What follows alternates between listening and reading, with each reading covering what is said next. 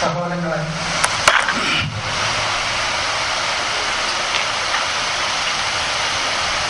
ഖുർആൻ പഠിക്കാനും അത് മനസ്സിലാക്കാനും അതനുസരിച്ച് ജീവിക്കാനും ഞാൻ നിങ്ങളോട് വസിയത്ത് ചെയ്തു. സൂറത്ത് അൽ-ബഖറയിലെ നമുക്ക് പരിചയമുള്ള ഒരു വചനമാണ് ഞാൻ നിങ്ങളോട് കേൾപ്പിച്ചത്. മുസ്ലിങ്ങൾ എന്നല്ല, മനുഷ്യർ, അവർക്ക് അള്ളാഹു കൊടുത്ത ഒരു റൂഹ്, ഒരു ജീവചൈതന്യമാണ് ഖുർആൻ.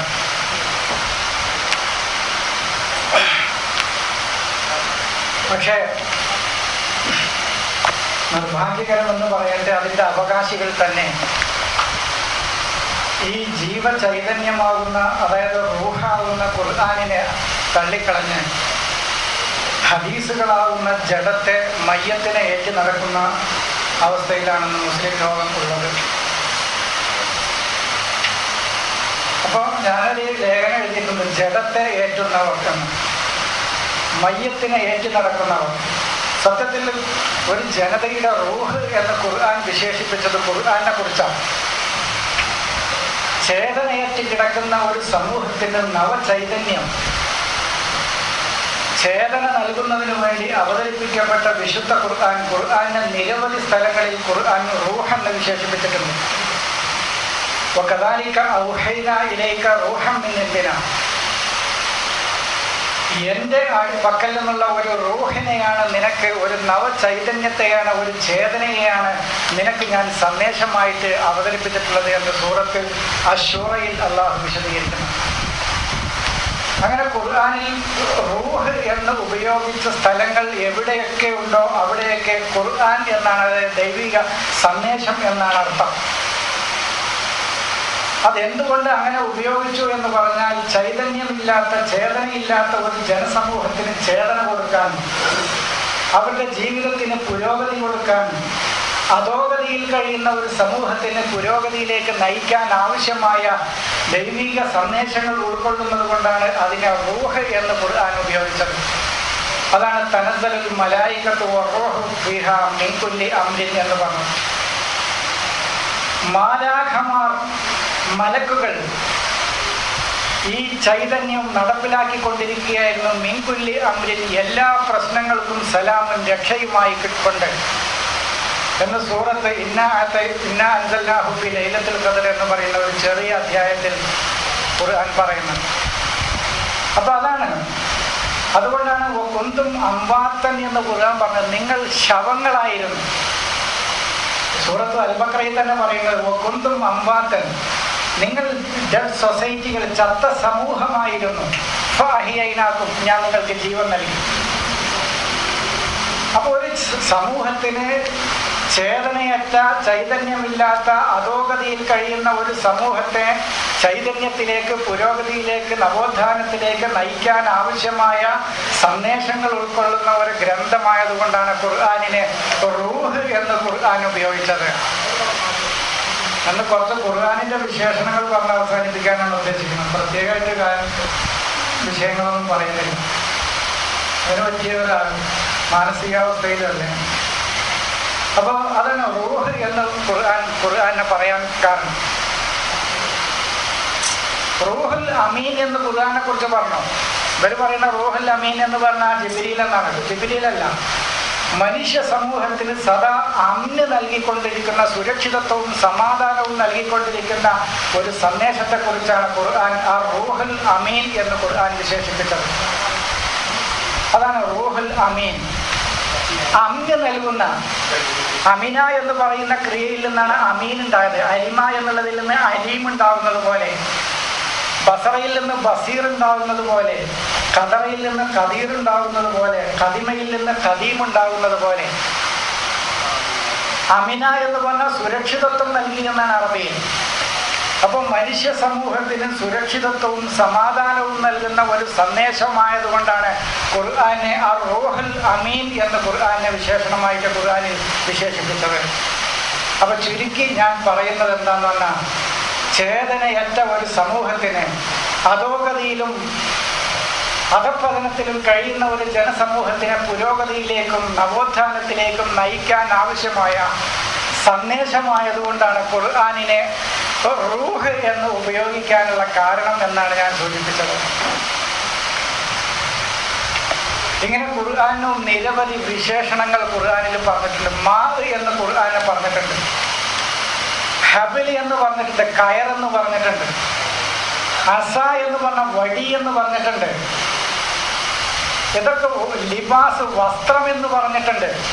ഇതൊക്കെ എന്തിനാണ് അങ്ങനെ പറയുന്നത് എന്ന് പറഞ്ഞാൽ, അതാത് സന്ദർഭങ്ങളിൽ വസ്ത്രം എന്തിനാണോ ഉപയോഗിക്കുന്നത് ആ ഉപയോഗം ഇവന്റെ ജീവിതത്തിൽ, ഇവന്റെ മൂല്യങ്ങളിൽ, ഇവന്റെ ആത്മീയ രംഗത്ത് ഈ വസ്ത്രം പോലെ ഈ ആശയം ആയിത്തീരാനാണ് ഖുർആനിൽ ലിബാസ് എന്ന് ഖുർആൻ പറഞ്ഞത്. മനുഷ്യന് പിടിവള്ളിയില്ലാതെ, ഒരാശയരംഗത്ത് പിടിവള്ളിയില്ലാതെ വീണു പോകുന്ന മനുഷ്യന് പിടിച്ചു നിൽക്കാൻ ഭദ്രമായ ഒരു റോപ്പ്, ഒരു കയറ് എത്രമാത്രം ഏത് രൂപത്തിൽ അവന് സഹായകമാകുന്നുവോ ആ രൂപത്തിൽ അവന്റെ ആത്മീയ രംഗത്ത്, ആശയ രംഗത്ത് വീണു പോകാതെ ശക്തിമത്തായ ഒരു ആശയത്തെ പിടിച്ചു നിൽക്കാൻ പറ്റിയ ഒരായുധമായതുകൊണ്ടാണ് ഖുർആനെ ഹബിൽ എന്ന് പറഞ്ഞത്. ദുർബലമായ സമൂഹങ്ങൾക്കും വ്യക്തികൾക്കും ഊന്നുവടിയായിട്ട് അവന് നിലകൊള്ളാൻ ഉപയോഗിക്കുന്നതാണ് സാധാരണ താങ്ങുവടി എന്ന് പറയുന്നത്. അങ്ങനെ ആശയരംഗത്ത് താങ്ങായി നിലകൊള്ളേണ്ട ഒരു ആശയമായതുകൊണ്ടാണ് സന്ദേശങ്ങൾക്ക് അസ എന്ന് ഖുർആൻ ഉപയോഗിച്ചത്. ഇങ്ങനെ ഓരോന്നും ശുദ്ധിയാക്കാനാണ്, മനുഷ്യന്റെ ശരീരം ശുദ്ധിയാക്കാനാണ് വെള്ളം ഉപയോഗിക്കുന്നത്. പക്ഷേ ആത്മീയ രംഗത്ത് കളങ്കം ബാധിച്ച ഒരു ജനസമൂഹത്തെ ആശയരംഗത്തും ആത്മീയ രംഗത്തും പരിശുദ്ധരാക്കി അവരെ വൃത്തിയാക്കാൻ ഉപയോഗിക്കുന്ന ജലം പോലെ ഉപയോഗിക്കാൻ വേണ്ടിയാണ് ഖുർആനിനെ മാ എന്ന് ഖുർആൻ ഉപയോഗിച്ചത്. ഇങ്ങനെ ഖുർആനിന്റെ വിശേഷണങ്ങൾ നിരവധി ഖുർആനിൽ പറഞ്ഞിട്ടുണ്ട്. ഇതൊക്കെ എന്താ ആലങ്കാരികമായി പറയുന്നു എന്നാണ് എന്നോട് ഒരാൾ ചോദിച്ചത്. ഉന്നതമായ കാര്യങ്ങൾ പറയുമ്പോൾ ഉന്നതമായ രൂപത്തിലാണ് സംസാരിക്കുക. അത് തനി തറ ഭാഷയിൽ സംസാരിക്കാൻ പാടില്ല. അതൊരു പൊതു തത്വമാണ്. ഉന്നതമായ കാര്യങ്ങൾ, ലോകത്തിൻ്റെ പുരോഗതിക്കും ലോകത്തിൻ്റെ നന്മക്കും ലോകത്തിൻ്റെ സുരക്ഷയ്ക്കും സമാധാനത്തിനും വേണ്ടി പറയുന്ന ദൈവികമായ കാര്യങ്ങൾ, അത് പറയുമ്പോൾ ഉന്നതമായ രൂപത്തിൽ ഉന്നതമായ അലങ്കാരങ്ങളും ഉപമകളും ആലങ്കാരികവുമായിട്ടാണ് അത് പറയേണ്ടത്. അത് വളരെ താഴ്ന്ന നിലവാരത്തിൽ പറയാൻ പാടില്ല. ഇവർക്ക് വേണ്ടിടത്തൊക്കെ ഇവർ ആലങ്കാരികത ഉപയോഗിക്കുന്നുണ്ട്. ഇന്നലെ ഞാൻ ഒരു മാഷുമായിട്ട് നടന്ന ചർച്ചയിൽ അതാ പറഞ്ഞത്. എന്തിനപ്പോൾ അള്ളാഹു പച്ചയായിട്ടാണ് പറഞ്ഞാൽ പോലെയാണ്, പച്ചയായിട്ടാണ് പറഞ്ഞാൽ പോലെ എന്തിനാണ് അള്ളാഹു ഈ വളഞ്ഞ് മൂക്ക് പിടിക്കുന്നത് എന്നവരാണ് ചോദിച്ചത്. ഞാൻ പറഞ്ഞു, നിങ്ങൾ ഒരു നിരവധി 8-10 ഉദാഹരണങ്ങൾ ഞാൻ എടുത്ത് ചോദിച്ചു. ഇപ്പൊ നിസാവുക്കും ഹെർസുല്ലക്കും എന്ന് പറഞ്ഞാൽ നിങ്ങൾ പറയുന്നത് സ്ത്രീകളാണ് കൃഷിസ്ഥലത്ത്, എന്തിനാ ഈ വളഞ്ഞു പറയുന്ന അള്ളാഹു? നിങ്ങളുടെ അർത്ഥം തന്നെ എടുത്താൽ അത് പച്ച മലയാളത്തിലാണ് പറഞ്ഞാൽ പോലെ. ആ പച്ച മലയാളം അവിടെ പറഞ്ഞത് ഈ സ്റ്റേജിൽ പറയാൻ പറ്റില്ല, അതുകൊണ്ട് ഞാൻ പറയുന്നില്ല. അദ്ദേഹത്തോട് സംസാരത്തിൽ പറഞ്ഞതോ, സംസാരത്തിൽ അതൊക്കെ പറയാം, പക്ഷെ ഒരു സ്റ്റേജിൽ കയറിയിട്ട് ആ വാക്ക് ഉപയോഗിക്കാൻ പാടില്ലാത്തതുകൊണ്ട് നിങ്ങൾ ഊഹിച്ചാൽ മതി. എന്തിനാ ഈ വളഞ്ഞ് മൂക്ക് പിടിക്കുന്നത് അള്ളാഹു? പച്ചയായിട്ട് നിങ്ങളുടെ സ്ത്രീകൾ നിങ്ങളുടെ അതാണ്, അതുകൊണ്ട് നിങ്ങൾ എങ്ങനെ വേണമെങ്കിലും എങ്ങോട്ട് വേണമെങ്കിലും പോയിക്കോളെന്ന് ഈ വളഞ്ഞു തിരിഞ്ഞ് പിടിക്കേണ്ട. അപ്പൊ എന്താണ്, നിരവധി സ്ഥലങ്ങളിൽ ഇവരുദ്ദേശിക്കുന്ന സ്ഥലങ്ങളിലൊക്കെ ആലങ്കാരികത പറ്റും. അവിടെയൊക്കെ ആലങ്കാരികതയും ഉപമയും ഉൾപ്രേക്ഷയും ഒക്കെ പറ്റും. പക്ഷെ നമ്മൾ പറഞ്ഞാൽ അത് ആ ആലങ്കാരികത എടുക്കാൻ പാടില്ല, ആ ഉപമ എടുക്കാൻ പാടില്ല, ആ ഉൾപ്രേക്ഷ എടുക്കാൻ പാടില്ല, അത് ശരിയല്ല എന്നും പറഞ്ഞു. അതാ നമുക്ക് മനസ്സിലാവും. അപ്പോൾ വഅതസിമൂ ബിഹബ്ലില്ലാഹി എന്ന് പറയുന്നത് കയറ് എന്ന് പറയുമ്പോൾ അത് കയറായിട്ട് എടുക്കൂല. ഖുർആനിൽ നിരവധി സ്ഥലത്തെ ഹബിൽ എന്ന് പറഞ്ഞു, അവിടെ ഒന്നും കയറായിട്ട് എടുക്കുകയില്ല. അവിടെയൊക്കെ ദൈവികമായ സന്ദേശം, ആശയം എന്ന തലത്തിൽ തന്നെ അവർ മനസ്സിലാക്കുള്ളൂ. അപ്പൊ അതെന്തുകൊണ്ടെന്നാണ് അവിടെ പറ്റും. ഇങ്ങനെ നിരവധി ഒരു 10ഓളം ഉദാഹരണങ്ങൾ ഞാൻ അദ്ദേഹത്തിനോട് സംസാരത്തിൽ പറഞ്ഞു. ഇവിടെയൊക്കെ നിങ്ങൾ പച്ച മലയാളം അതിന്റെ ശരിയായ പച്ചയായിട്ട് നിങ്ങൾക്ക് പറയും, അത് പറയില്ല. അപ്പൊ അതാണ് ഞാൻ പറയുന്നത്. എന്താണെന്നാൽ ഉന്നതമായ കാര്യങ്ങൾ, ലോകത്തിന്റെ നന്മക്കുതകുന്ന അതിബൃഹത്തായ അതിമഹത്തായ കാര്യങ്ങളാണ് ലോകത്തോട് സംസാരിക്കുന്നത് ഖുർആൻ. അങ്ങനെ സംസാരിക്കുന്ന ഖുർആൻ തനി ഒരു തറയുടെ രൂപത്തിൽ സംസാരിക്കാൻ കഴിയില്ല. അതിൻ്റെ എല്ലാ ആശയങ്ങളെയും ഉൾക്കൊള്ളുന്ന രൂപത്തിലേ ഖുർആന് സംസാരിക്കാൻ പറ്റുള്ളൂ. ഇപ്പൊ ഹൃദയങ്ങളിലാണ് അവരുടെ രോഗം എന്ന് ഖുർആൻ പറയുമ്പോൾ ശാരീരികമായ രോഗവും ഹൃദയങ്ങളുടെ രോഗവും തമ്മിലുള്ള മാറ്റം എന്താ?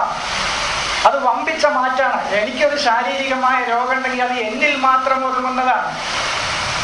അതിൻ്റെ പ്രത്യാഘാതം, അതുകൊണ്ടുണ്ടാകുന്ന ദൂഷ്യങ്ങൾ, അത് ഏതൊരു വ്യക്തിയിലാണോ ആ രോഗമുണ്ടാകുന്നത് ആ വ്യക്തിയിൽ മാത്രം പരിമിതപ്പെടുന്നതാണത്. നേരെ മറിച്ച് ആശയ രംഗത്ത്, ആത്മീയ രംഗത്ത് ഒരു മനുഷ്യൻ രോഗിയായാൽ അത് ആ വ്യക്തിയിൽ മാത്രമല്ല അതിൻ്റെ പ്രത്യാഘാതങ്ങൾ ഒതുങ്ങുക. അതിൻ്റെ പ്രത്യാഘാതങ്ങൾ മനുഷ്യ സമൂഹത്തിനെ മുഴുവൻ ബാധിക്കും. അതുകൊണ്ടാണ് ആത്മീയമായ രോഗത്തെക്കുറിച്ച് ഖുർആൻ സംസാരിക്കുന്നത്. വൈയക്തികമായ വ്യക്തിപരമായ രോഗത്തെക്കുറിച്ചോ അവൻ്റെ ശാരീരികമായ രോഗത്തെക്കുറിച്ചോ അല്ല ഖുർആന് സംസാരിക്കാനുള്ളത്. ഇത് തമ്മിൽ വ്യത്യാസങ്ങളുണ്ട്, ചെറിയ വ്യത്യാസമല്ല.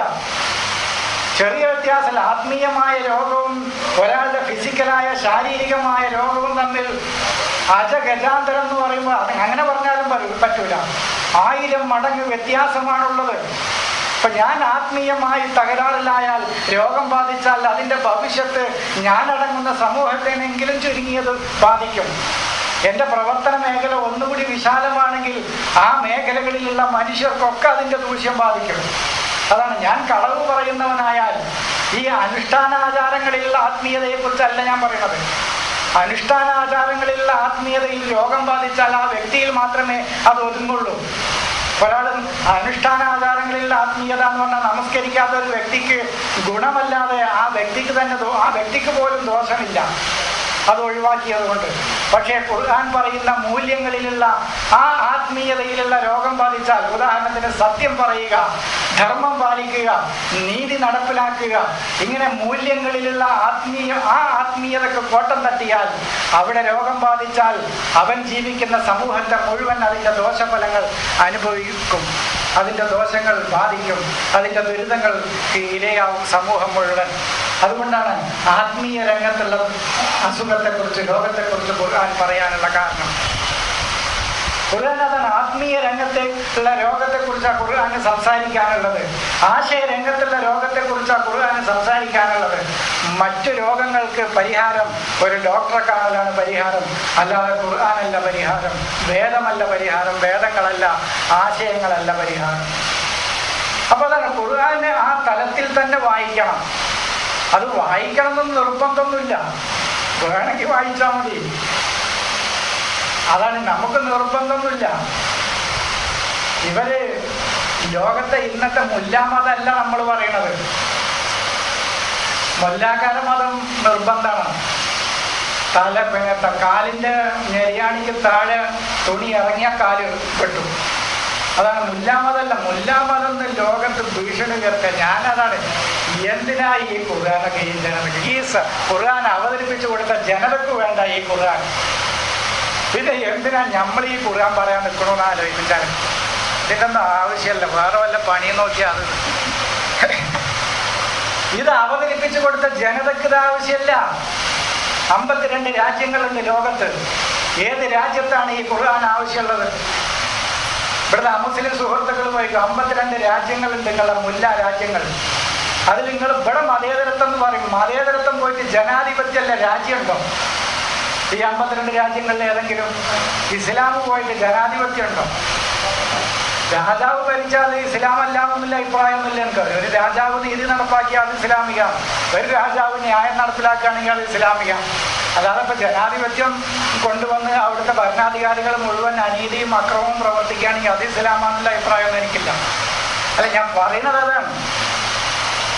272 പെൺകുട്ടികളെ തട്ടിക്കൊണ്ടായിട്ട് ഓലെ ലൈംഗിക ആവശ്യങ്ങൾക്കൊക്കെ ഉപയോഗിച്ച് ഓലെ കല്യാണം കഴിച്ച് ബാക്കി വിൽക്കാൻ നിൽക്കുക പങ്കാളിയിൽ. അതാണ് ഒരു ഇസ്ലാമിക രാജ്യം. 3 ലക്ഷത്തോളം ആളുകൾ പട്ടിണി മൂലം മരിച്ച് ഉള്ളതൊക്കെ കൊള്ളയടിച്ച് കഴിയുന്ന വേറൊരു ഇസ്ലാമിക രാജ്യം.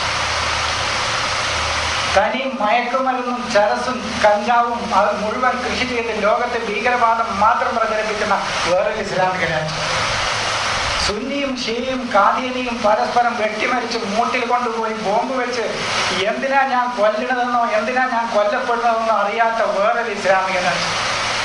വളരെ ഹദീസിലുണ്ട്. ആ കാര്യം ശരിയാണ്. എന്തിനാ കൊല്ലണമെന്നോ എന്തിനാ കൊല്ലപ്പെടണമെന്നോ അറിയാത്ത ഒരു കാലഘട്ടം വരുന്നൊരു ഹദീസിലുണ്ട്. ഞാൻ പറഞ്ഞു ആ ഹദീസെങ്കിലും ശരിയാണ്. കൊല്ലണ ആൾക്കറിയില്ല ഞാൻ എന്തിനാ കൊല്ലണമെന്ന്. ഒരക്രമം പ്രവർത്തിച്ച വ്യക്തിയെ പോയിട്ട് എന്തെങ്കിലും ചെയ്യുകയാണെങ്കിൽ നമുക്ക് മനസ്സിലാക്കാം. ഇസ്ലാമിനെ കുറ്റം പറഞ്ഞതിനും മുസ്ലിങ്ങളെ കൊന്നതിനുമാണ് അന്നെ ഞങ്ങൾ കാട്ടുന്നത്. അതുകൊണ്ട് അത് കാട്ടിയ ഒരു മനുഷ്യനും സുഖമായിട്ട് 85 വയസ്സിലാണ് അങ്ങനെ കാട്ടിയ ഒരാൾ സുഖമായി ബെഡിൽ കിടന്ന് മരിച്ചത്. ഒരു മുടിക്ക് പോലും ഒന്നും പറ്റിയില്ല. ഗുജറാത്തിൽ കലാപുണ്ടായ തിരൂരിൽ പാവപ്പെട്ട ബസ് കത്തിക്കുന്ന ആളുടെ മൂട്ടിക്കൊണ്ടിട്ടാ ബോംബ് വെക്കുന്നത്. അതെ, കൊല്ലണ വ്യക്തിക്കും അറിയില്ല, കൊല്ലണോനും അറിയില്ല. എന്തിനാ ഞാൻ ചാകണോനും അറിയത്തില്ല, കൊല്ലണ വ്യക്തിക്ക് അറിയില്ല ഞാൻ എന്തിനാ ഈ സാധുവിനെ കൊല്ലണം. ഇതിൻ്റെയൊക്കെ ഏജന്റ് വേറെയാണ്. എന്നിട്ട് ഈ ഇസ്ലാമാണ് സമാധാനത്തിന്റെ മതം. എനിക്ക് പറയാൻ തന്നെ മടിയാണ്. ഈ മെഡിക്കൽ സയൻസിന്റെ എത്തിക്സ് പറയും പോലെയാണ് ഇസ്ലാം സമാധാനത്തിന്റെ മതമാണ് എന്ന് പറയും പോലെ. ഒരു എത്തിക്സും ഇല്ലാത്തതാണ് മെഡിക്കൽ സയൻസ്. അതുപോലെയാണ് ഇസ്ലാം സമാധാനത്തിന്റെ മതമാണെന്ന് ഈ മൈക്ക് പറയാൻ നല്ല ബുദ്ധിമുട്ടുണ്ടല്ലോ. ഇതിനെ നന്നാക്കുമ്പോൾ ഞങ്ങളിങ്ങനെ സംസാരിക്കും. ഇതിന് ഇത്ര മാത്രം നന്നാക്കാനുണ്ടോ? ലോക മുസ്ലിങ്ങളുടെ ഇന്നത്തെ ഇതുവരെയുള്ള ചരിത്രം കണ്ടിട്ട് ഇതിനെത്ര നന്നാക്കാൻ മാത്രമൊന്നും ഇല്ലാതെ തോന്നിപ്പോവുകയാണ്. അപ്പൊ ഞാൻ സൂചിപ്പിച്ചത് ഈ മുല്ലാ മതത്തെ കുറിച്ചല്ല പറയണം, ഖുർആൻ എന്തു പറയുന്നു എന്നുള്ളതാണ്. ഖുർആൻ എന്ത് പറയുന്നു എന്നുള്ളതാണ് നമ്മൾ സംസാരിക്കുന്നത്. മുല്ലാ മതത്തെ കുറിച്ച് സംസാരിക്കുകയാണെങ്കിൽ നമുക്ക് ഇതൊക്കെ കൂട്ടി വെച്ചിട്ട് 4 വാഴ നട്ടാല് 10-9 മാസം കഴിഞ്ഞ ഒരു കൊല വെട്ടാൻ അത് കിട്ടും, വേറെ ഒന്നും കിട്ടൂല. നേരെ മറിച്ച് ഈ ഖുർആൻ ആകുമെങ്കിൽ ആണ് പറയണമെങ്കിൽ വേണ്ടവർക്കൊക്കെ താല്പര്യമുള്ളവർക്കൊക്കെ അത് പറയാം. അതിന്റെ ശരിയായ വായനയിൽ വായിച്ചിട്ട്, അല്ലെങ്കിൽ ഇത് കൂട്ടി വെക്കുക നല്ലത്. ലോകം ഇതില്ലാതെ തന്നെ സുഖമായി പോണുണ്ട്. പോലെ ശല്യം ചെയ്യാൻ മതി. ഇതാണ് ഖുർആനെങ്കിൽ, ഇതാണ് ഇസ്ലാമെങ്കിൽ ദയവ് ചെയ്ത് ലീവ്. അവര് വെറുതെ പിടിയും. ജനം ഇതില്ലാതെ തന്നെ ഇപ്പൊ ഈ ലണ്ടനിൽ പ്രശ്നം തുടങ്ങി. അവിടെ ഇസ്ലാമിക പ്രവിശ്യക്ക് വേണ്ടിയിട്ടുള്ള തർക്കം ഇപ്പൊ ഒക്കെ ചുരുട്ടിക്കയറ്റി അവിടുന്ന് വിടും. ലണ്ടനിൽ പ്രശ്നം തുടങ്ങി. ഇപ്പൊ വായിക്കണില്ലേ, ലണ്ടനിൽ പ്രശ്നമാണ്. അവിടെ ഒരു ഇസ്ലാമിക പ്രവിശ്യ വേണമെന്ന് പറഞ്ഞ താടിക്കാരൊക്കെ പ്രശ്നം തുടങ്ങി. ഇങ്ങനെ ഉണ്ട് ഒരു പ്രശ്നം. ആകെ 15 ഉള്ളൂ ചൈനയിൽ. അവിടെ പ്രശ്നം തുടങ്ങി. അവിടെ എന്താ പ്രശ്നം എന്ന് പറഞ്ഞാല് മരിച്ചാൽ ഉറക്ക കരയാനും പാടില്ലത്രേ, സന്തോഷം വന്നാൽ അത്ഭുതമായി ചിരിക്കാനും പാടില്ല. ആരും ഉറക്ക കരഞ്ഞ ഓനെ പറ്റി. അങ്ങനെ ഒരു ഹദീസ് ഉണ്ട്. ആകെ 15 ഉള്ളൂ. അവിടുത്തെ പ്രശ്നം അതാണ്. ഏത് രാജ്യത്താണ് ഈ സമൂഹം പ്രശ്നമാകാത്തത്? ഇവിടെ എന്താണ്? ഇവിടെ സുന്നി, വഹാബി, മൗദൂദി, ഖാദിയാനി ഒക്കെ കാത്തത് ഒരു വിഭാഗം. ഈ വിഭാഗം ഒക്കെ പറയണം ഇതൊക്കെ ഗ്രൂപ്പായിട്ട് തിരിഞ്ഞിട്ട് ഓരോരുത്തരും മറ്റോരുത്തരെ കാഫറാക്കാം.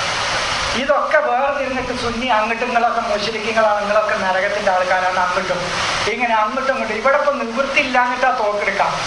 നിവൃത്തി ഉണ്ടെങ്കിൽ പടി കൊടുക്കും പോകുന്നത് യാതൊരു സംശയമല്ല. ബൊക്കോ ഹറാമും നൈജീരിയയിലും മാത്രമല്ല പടി ഉണ്ട്. പക്ഷെ നിവൃത്തി ഇല്ലാഞ്ഞിട്ടാ മക്കളെ, വേറെ കാര്യമൊന്നും പറയാനൊന്നുമില്ല. ബൊക്കോ ഹറാം 272 മാർക്കറ്റിൽ വിൽക്കാൻ വെച്ചിരിക്കാത്ര നല്ല ഇസ്ലാമാണ്. അപ്പൊ ചുരുക്കത്തിൽ ഈ മുല്ലായിസത്തെ കുറിച്ച് ദയവ് ചെയ്തിട്ട് പറയാതിരിക്കണം. ഇസ്ലാം സമാധാനത്തിന്റെ മതമാണ്.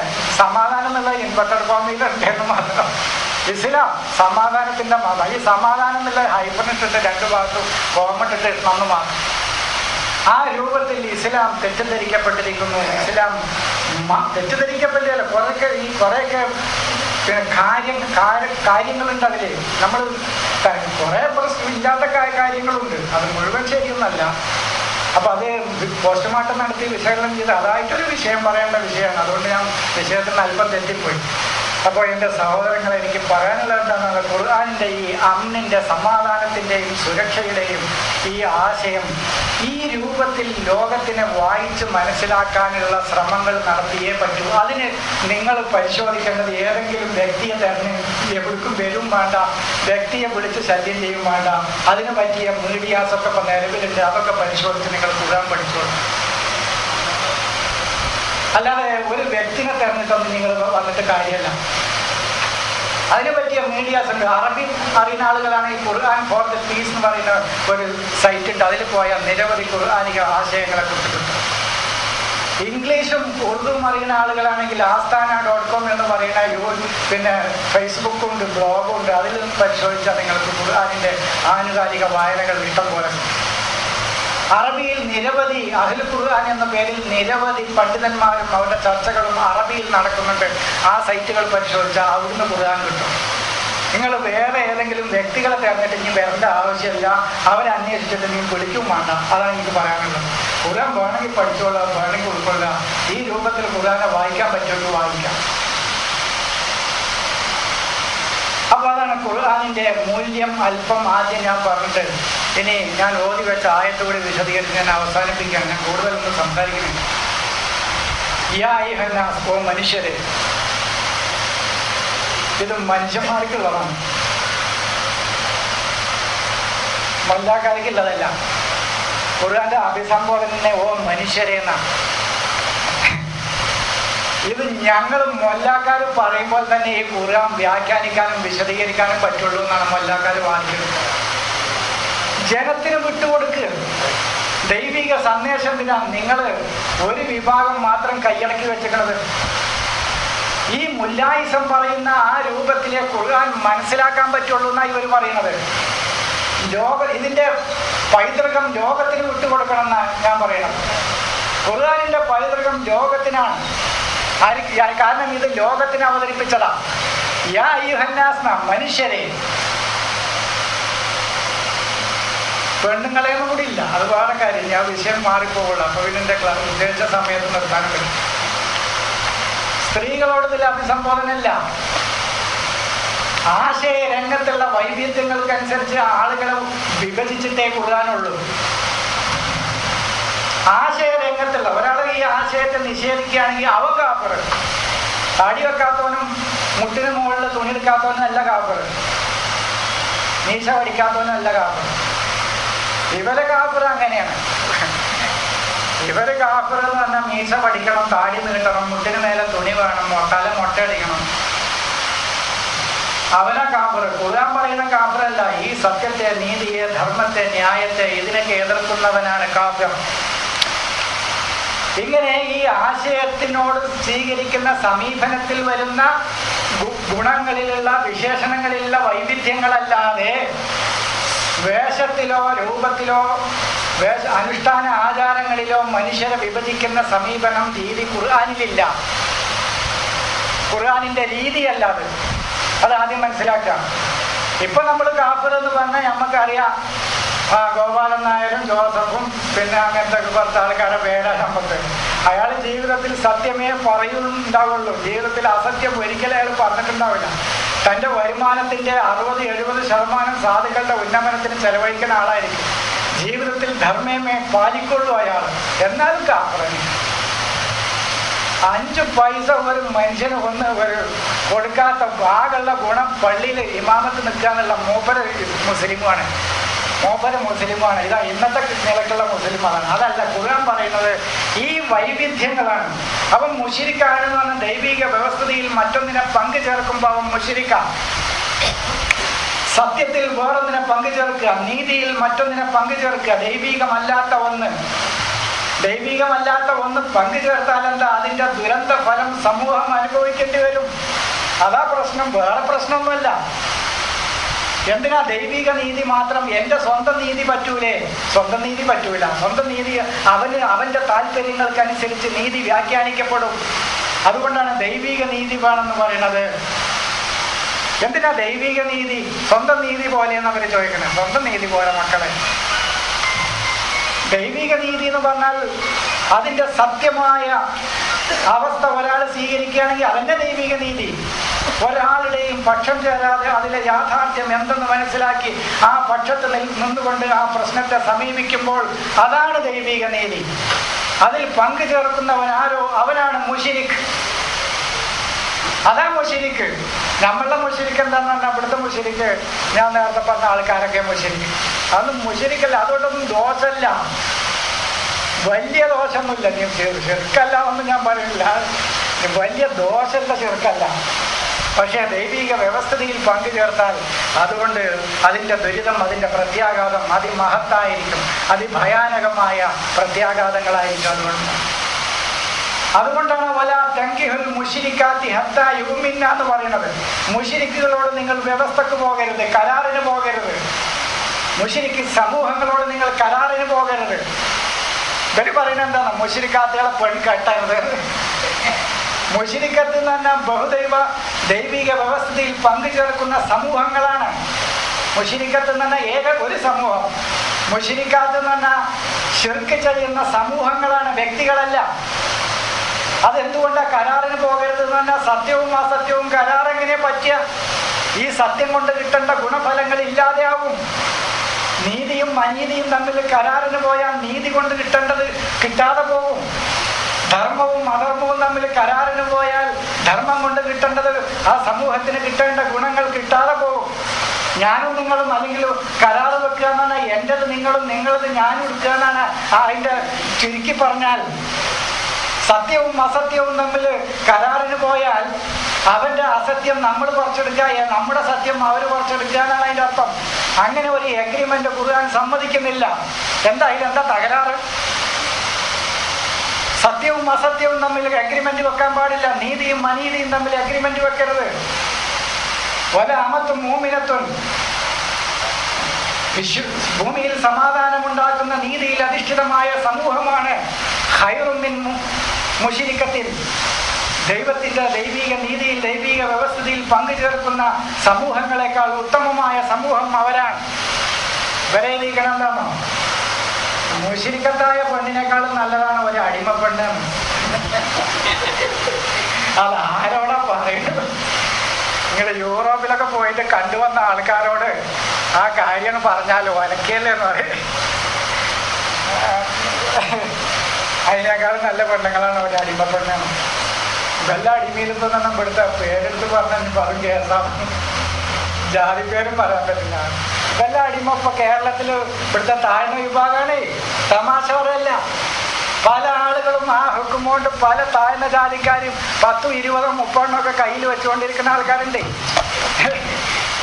കെട്ടാതെ വെക്കാൻ പറ്റിയതല്ലേ? അടിമ പെണ്ണുങ്ങളെ കെട്ടണ്ടെന്നാ പല ഹുക്കുന്നു. അല്ലേ ചോദിച്ചു, ഞാൻ പറയുന്നതല്ല. അടിമ സ്ത്രീകളെ കെട്ടണ്ട. നമ്മളവിടെ പേടിയാർക്കില്ല. മറ്റേതൊക്കെ വലിയൊരു മോലാണ് മൂപ്പര് വെച്ചുകൊണ്ടിരുന്നു. പേര് പറയണില്ല.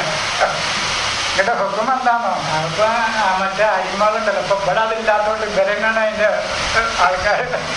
ഞമ്മക്ക് ഇഷ്ടം പോലെ വെക്കാൻ എന്താണ് ഒരു കാർട്ടൂണിൽ കൊടുത്തിട്ടാണ് 4 സ്വതന്ത്ര പെണ്ണുങ്ങൾ മൂട് പറഞ്ഞിട്ടുണ്ട്. പിന്നെ ബാക്കിലൊരു 10-20 പാട്ടികളും വേലക്കാരികളും. എന്നിട്ട് മൂപ്പര് ആരോടാ പറയുന്നത്? ഹറാം ഹറാം എന്ന്. ഒരു ചെറുക്കൻ ഒരു പെണ്ണിനായിട്ട് മാത്രമേ ഇരിക്കുന്നുണ്ട്. ഒരു സല്ലപിച്ചെടുക്കുക. എന്നിട്ട് ബല പറയുന്നത് ഹറാം ഹറാം. മൂപ്പര പിന്നിൽ 4 ഉണ്ട്. അതിന്റെ പിന്നിൽ ഒരു ജാതിയുണ്ട്. ഇവരാ പറയണത് സംസാരിച്ചുകൊണ്ടിരിക്കുന്ന ഒരു സ്ത്രീ പുരുഷൻ, ഒരു ചെക്കനും ഒരു പെണ്ണുള്ളൂ. അവരെ ചൂണ്ടിട്ട് ഹറാം ഹറാം. മൂപ്പർക്കൊരു ഹറാമില്ല. വേറൊരു കാർട്ടൂൺ കണ്ടിട്ട് ഞാൻ ഒരുപാട് ചേർത്തു. ഒക്കെ മൂട് പറഞ്ഞിട്ടില്ല. പെണ്ണുങ്ങളെ തിരിച്ചറിയുന്നില്ല. അപ്പൊ മുന്നിലും പിന്നിലും നമ്പർ പ്ലേറ്റ് ഇട്ടില്ല. നമ്പർ പ്ലേറ്റ് വെച്ചിട്ട ഈ കാറിനൊക്കെ നമ്പർ വെച്ച പോലെ ഇത് തിരിച്ചറിയണ്ടേ? കാരണം വേറെ ഏതിനെങ്കിലുമൊക്കെ പോയി പിടിച്ചുണ്ടായാലോ. അപ്പൊ ഈ രൂപത്തിൽ ഈ സമൂഹത്തിനെ കൊളാക്കിയിരിക്കണമെന്ന് പറഞ്ഞ അപ്പൊ ഞാൻ വിഷയമാണ്. അവിടുന്ന് പോകുന്നത് മനുഷ്യരെ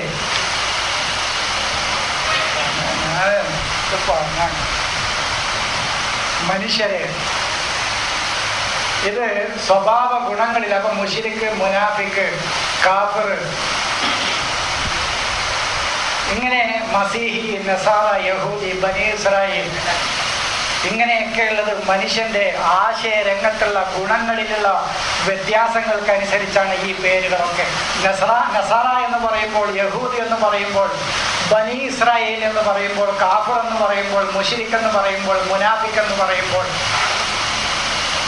മുസ്ലിം എന്ന് പറയുമ്പോൾ, മുഅ്മിൻ എന്ന് പറയുമ്പോൾ, ഇതൊക്കെ ഈ ആശയത്തോട് സ്വീകരിക്കുന്ന സമീപനത്തിന്റെ ഗുണങ്ങൾക്കനുസരിച്ചാണ് ഈ വൈവിധ്യങ്ങൾ വരുന്നത്.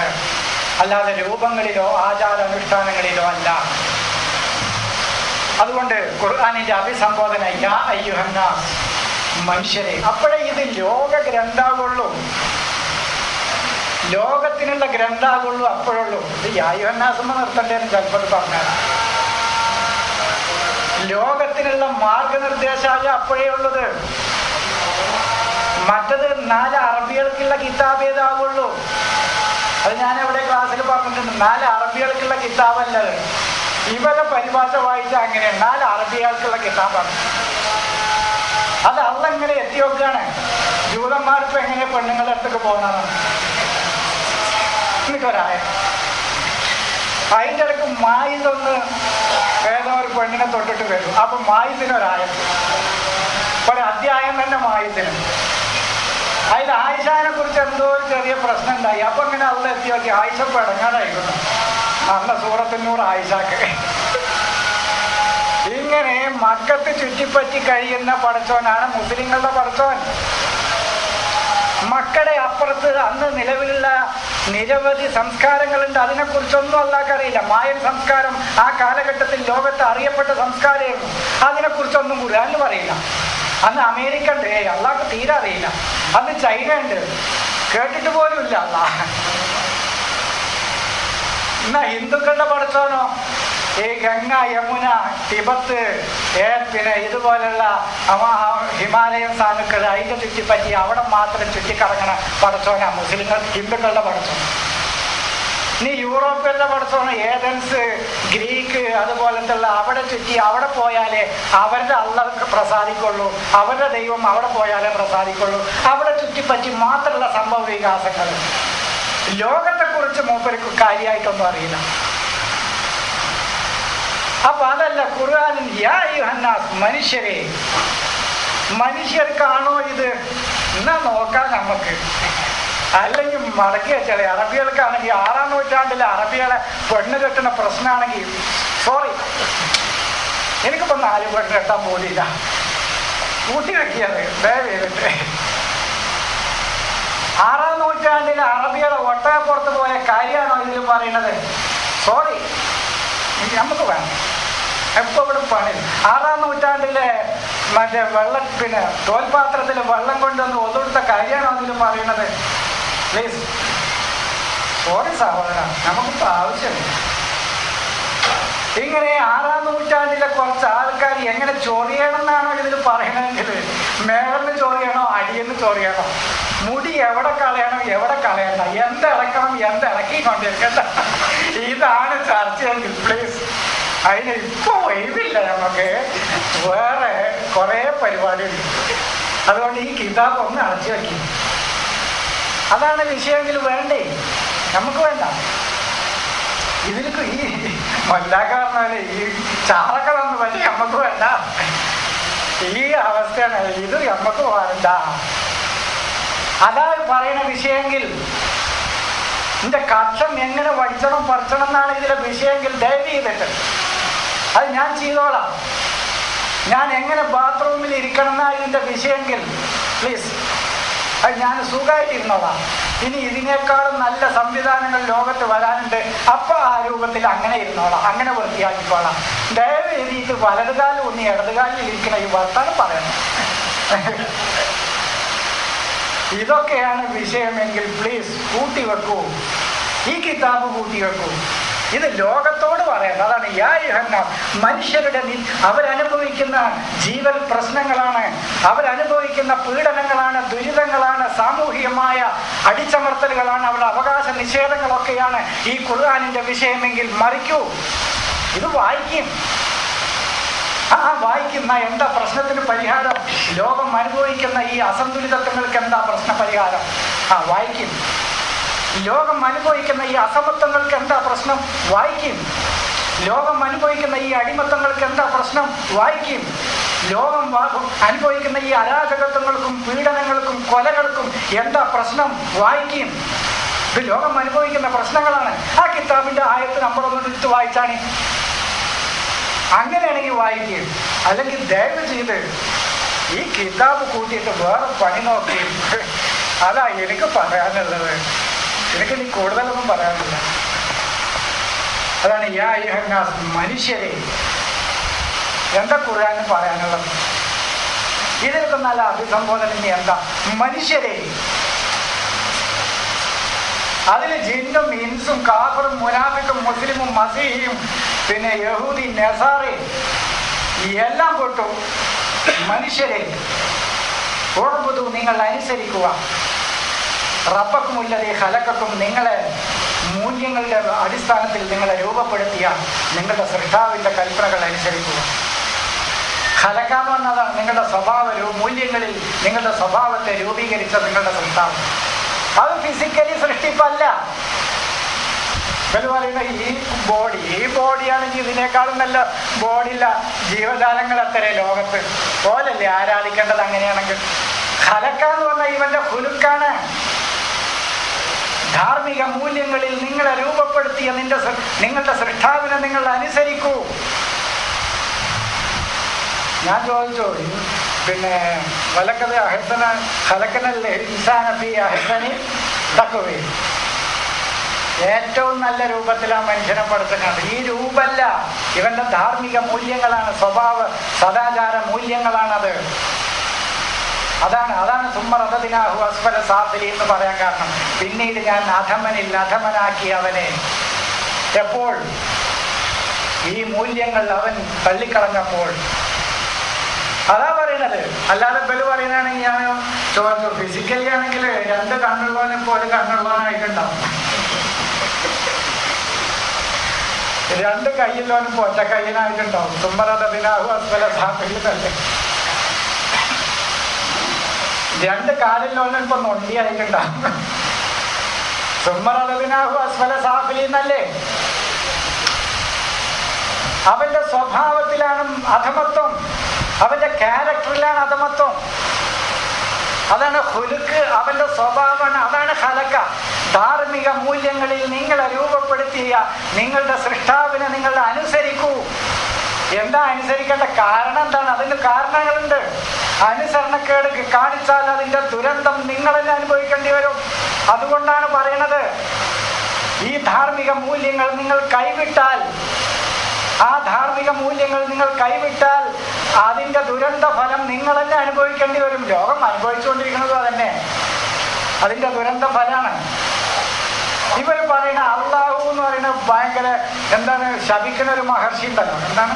വാസവ മഹർഷിയോ ദുർവാസ മഹർഷി. മൂപ്പര് ശപിക്കും പോലെ അള്ളാഹു ഇങ്ങനെ ശപിച്ചു വിടുകയെന്നാ. നിങ്ങൾ നാശമായി പോട്ടെ. ഇങ്ങനെ ശപിക്കണ അള്ളാഹു അല്ല. അള്ളാഹുവിന്റെ ശാപം എന്ന് പറഞ്ഞാൽ തന്നെ എന്താണ്? ഇപ്പൊ ഞാനിവിടെ നിങ്ങളോട് പറഞ്ഞു, ഇറങ്ങി പോണം കെട്ടില്ലെന്നോ. നിങ്ങൾ നോക്കാതെ തന്നെ ഇറങ്ങിപ്പോയാണ് വീഴും, അതല്ല തലകുത്തിയാണ് പറയും. അതിന്റെ ശാപല്ല. പറഞ്ഞ ആ കൽപ്പനയെ ധിക്കരിക്കുമ്പോൾ അതിന്റെ പ്രത്യാഘാതാണത്. അതാണ് ശാപം എന്ന് പറയുന്നത്. അതാണ് നമ്മൾ അത് വല്യമ്മയുടെ ശാപം പറ്റിയതാണ്. വല്യമ്മയുടെ ശാപം പറ്റിയാൽ വല്യമ്മ പറയും, നമ്മുടെ വീട്ടിൽ റോട്ടിൽ കൂടി നടന്ന് നോക്കി വണ്ടികളൊക്കെ നോക്കി പോണം കേട്ടോ എന്ന് പറയും. വണ്ടികൾ നോക്കാതെ പോയ വണ്ടി മുട്ടും. അത് ഉമ്മയുടെ പറഞ്ഞതിലുള്ള വാക്കിലെ ശാപമല്ല, ഉമ്മയുടെ ആ നിർദ്ദേശം ധിക്കരിച്ചപ്പോൾ അതിന്റെ പ്രത്യാഘാതം അനുഭവിച്ചതാണ്. അതാണ് ദൈവശാപം എന്ന് പറയുന്നത്. അതാണ് ദൈവശിക്ഷ എന്ന് പറയുന്നതും അതന്നെയാണ്. ദൈവത്തെ കുറിച്ച് പറഞ്ഞാൽ പിന്നെ ആ വിഷയം അങ്ങോട്ട് പോകുള്ളൂ, ദൈവത്തെ കുറിച്ചല്ല. അപ്പൊ ദൈവിക ശിക്ഷ എന്ന് പറയുന്നതും ദൈവിക ശാപം എന്ന് പറയുന്നതും ഒക്കെ അതന്നെ. മുബാഹയുടെ ആയത്തൊക്കെ അല്ലേ, മുബാഹല നടത്താനും വെല്ലുവിളിയാണ്. ഞാൻ പറഞ്ഞു ഞാൻ മുബാഹലക്കില്ല. അപ്പൊ വല്ല ആൾക്കാരെ പേടിയെന്നാ, എനിക്ക് പേടിയാന്ന്. മുബാഹല എന്ന് പറയുന്ന ഒരു സംഗതി എന്നെ ഖുർആനിലില്ലാതെ പിന്നെന്താ ഞാനതിന് പോകും. ബഹല എന്ന് പറഞ്ഞാൽ തന്നെ ശാപപ്രാർത്ഥന എന്നല്ല. എവിടെ നമ്മളെ മൗലി ഇവിടെ ഉണ്ടാവും. ബഹല എന്ന് പറഞ്ഞാൽ അതിന്റെ അർത്ഥം നോക്കുക. ഒന്നാമത്തെ അർത്ഥം തന്നെ ബഹലൽ ഫർസ എന്ന് പറഞ്ഞാൽ അഹ്മലഹൂഫി റഅയത്തിഹിനാണ്. അതിന്റെ ഇഷ്ടാനുസരണം മേയാൻ വിടുക ഒരു കുതിരയെ. പിന്നെ അതിന്റെ തൊട്ടെഴുതിക്കുന്ന ഹല്ലാഹുലി ഇറാദത്തിഹിന, ഒരാളുടെ വിഷനുസരിച്ച് ബില്ലനുസരിച്ച് അവരെ സ്വതന്ത്രമാക്കി വിടുക. അതാണ് ബഹല. അതിന്റെ അവസാനത്തെ അർത്ഥമാണ് ലഅനാന്നുള്ളത്, ശപിക്കുക എന്നുള്ളത്.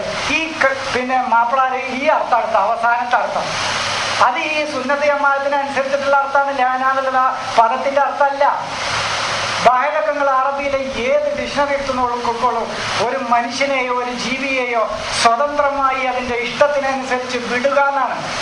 അതിനാണ് ഇബ്തഹലുണ്ടായത്. ഫാലിന്ന് ഇഫ്താലുണ്ടാവുന്നത് പോലെ, നെളറിന്ന് ഇൻതവറുണ്ടാവുന്നത് പോലെ, ജമലിന്ന് ഇജ്തമാ ഉണ്ടാവുന്നത് പോലെ ബഹല ഇബ്തഹല.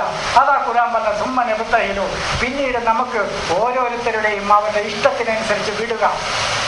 എത്ര സ്വതന്ത്രമായ ഒരു സിദ്ധാന്തമാണ്, ആശയമാണ് ലോകത്തിന്റെ മുമ്പിൽ അവതരിപ്പിക്കുന്നത്. ഇത്രയും സ്വതന്ത്രമായ ഒരു ആശയം ലോകത്തിന്റെ മുമ്പിൽ എന്താ പറയാനുള്ളത്?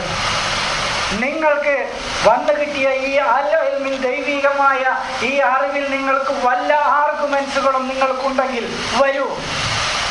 അതാണ് ഫമൻ ഹാജക മിൻ ബഅദി മാ ജാഅക മിനൽ ഇൽമി.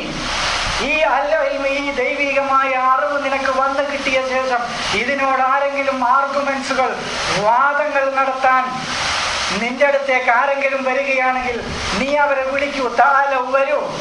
നദു അബ്നാഅനാ വഅബ്നാഅക്കും. ഈ ആശയത്തിന് വേണ്ടി പ്രവർത്തിക്കുന്ന നിങ്ങളിലെയും നമ്മളിലെയും നേതാക്കന്മാരെ, അതിന്റെ സജീവ പ്രവർത്തകരെ വിളിക്കാം. വനിസാഅനാ വനിസാഅക്കും. നിങ്ങളിലെയും നമ്മളിലെയും പൊതുസമൂഹത്തെയും ആശയരംഗത്ത് ഇതിവിടേക്ക് എത്താത്ത ദുർബലരെയും പബ്ലിക്കിനെയും വിളിക്കാം. വഅൻഫുസനാ വഅൻഫുസക്കും. നിങ്ങളുടെ ആശയവും നമ്മുടെ ആശയവും അവതരിപ്പിക്കാം. സുമ്മനബത്തഹിലു. എന്നിട്ട് ഓരോരുത്തരുടെയും അവരവരുടെ ഇഷ്ടത്തിന് സ്വതന്ത്രമായി വിടാം. എന്താ സ്വാതന്ത്ര്യം? ഇതാ ആകുള്ള ഇങ്ങോട്ട് ഞാൻ നിങ്ങൾ നശിക്കാൻ, ഞാൻ നശിക്കാൻ, നിങ്ങളും കൂട്ടി വെക്കിയാ കിട്ടാറും ശപിക്കാനും തിന്മയെ നന്മയാക്കി പരിവർത്തിപ്പിക്കാനേ കഴിയുള്ളൂ. ഒരു തിന്മയെ ഇല്ലാതാക്കാൻ കഴിയില്ല. അതാ ഖുർആന്റെ ശൈലി. ഒരു തിന്മയെ നന്മയാക്കി പരിവർത്തിപ്പിക്കേണ്ടതിനെ കുറിച്ചാണ് ഖുർആന് പറയാനുള്ളത്. ഒരു തിന്മയെ നശിപ്പിക്കാൻ കഴിയില്ല. എന്താ ഖുർആന്റെ ഭാഷ നിങ്ങൾ നോക്കൂ. ഒരു തിന്മയെ ഇല്ലാതാക്കാൻ കഴിയില്ല. ഒരു തിന്മയെ നന്മയാക്കി പരിവർത്തിപ്പിക്കാനേ കഴിയുള്ളൂ. ഇസ്ലാഹ് മാത്രമേ ഖുർആൻ പറയുന്നുള്ളൂ. പരിവർത്തനം, പരിഷ്കരണം, അതാണ് ഖുർആനിന്റെ ഭാഷ. മക്കയിലെ ഏറ്റവും വലിയ നബിയുടെ ശത്രു എന്ന് ഉമർ എന്നിവർ പറയണു. ഉമറിനെ കൊന്നിട്ടുണ്ടെങ്കിൽ ഉമർ മുസ്ലിമാകാം. ഉമർ എവിടെ? കൊല്ലല് പരിഹാരമല്ല സഹോദരങ്ങള്, പരിവർത്തനമാണ് പരിഹാരം. കൊല്ലൽ പരിഹാരമല്ല. ആ രംഗത്ത് വളരെ വ്യക്തമായ ഖുർആനികമായ ഒരു പഠനം നടക്കേണ്ടതുണ്ട്. ശിക്ഷാരീതികളും ജയിലറകളും ജയിലിൽ നടത്തുന്ന ശിക്ഷാരീതികളൊക്കെ വ്യക്തമായ ഒരു പഠനമുണ്ട്. ഞാൻ എഴുതിയിട്ടുണ്ട്. വ്യക്തമായ പഠനം ഖുർആനിന്റെ അടിസ്ഥാനത്തിൽ. അതേ പരിഹാരമുള്ളൂ ലോകത്തിന്. ഇത് കട്ടോനിയും 1000 കൊല നടത്തിയവനും ഒരു സെല്ലി കൊണ്ടുവച്ചിട്ട് ഇവനെ ഒന്നും കൂടി ക്രൂരനാക്കണ്ട. ഈ നിസ്സാരനായ കുറ്റവാളിയെ വരെ ക്രൂരനായ കുറ്റവാളിയാക്കി പുറത്തു കൊണ്ടുവരുന്ന ഈ സംവിധാനങ്ങളൊക്കെ മാറ്റിത്തിരുത്തേണ്ട കാലം അതിക്രമിച്ചു.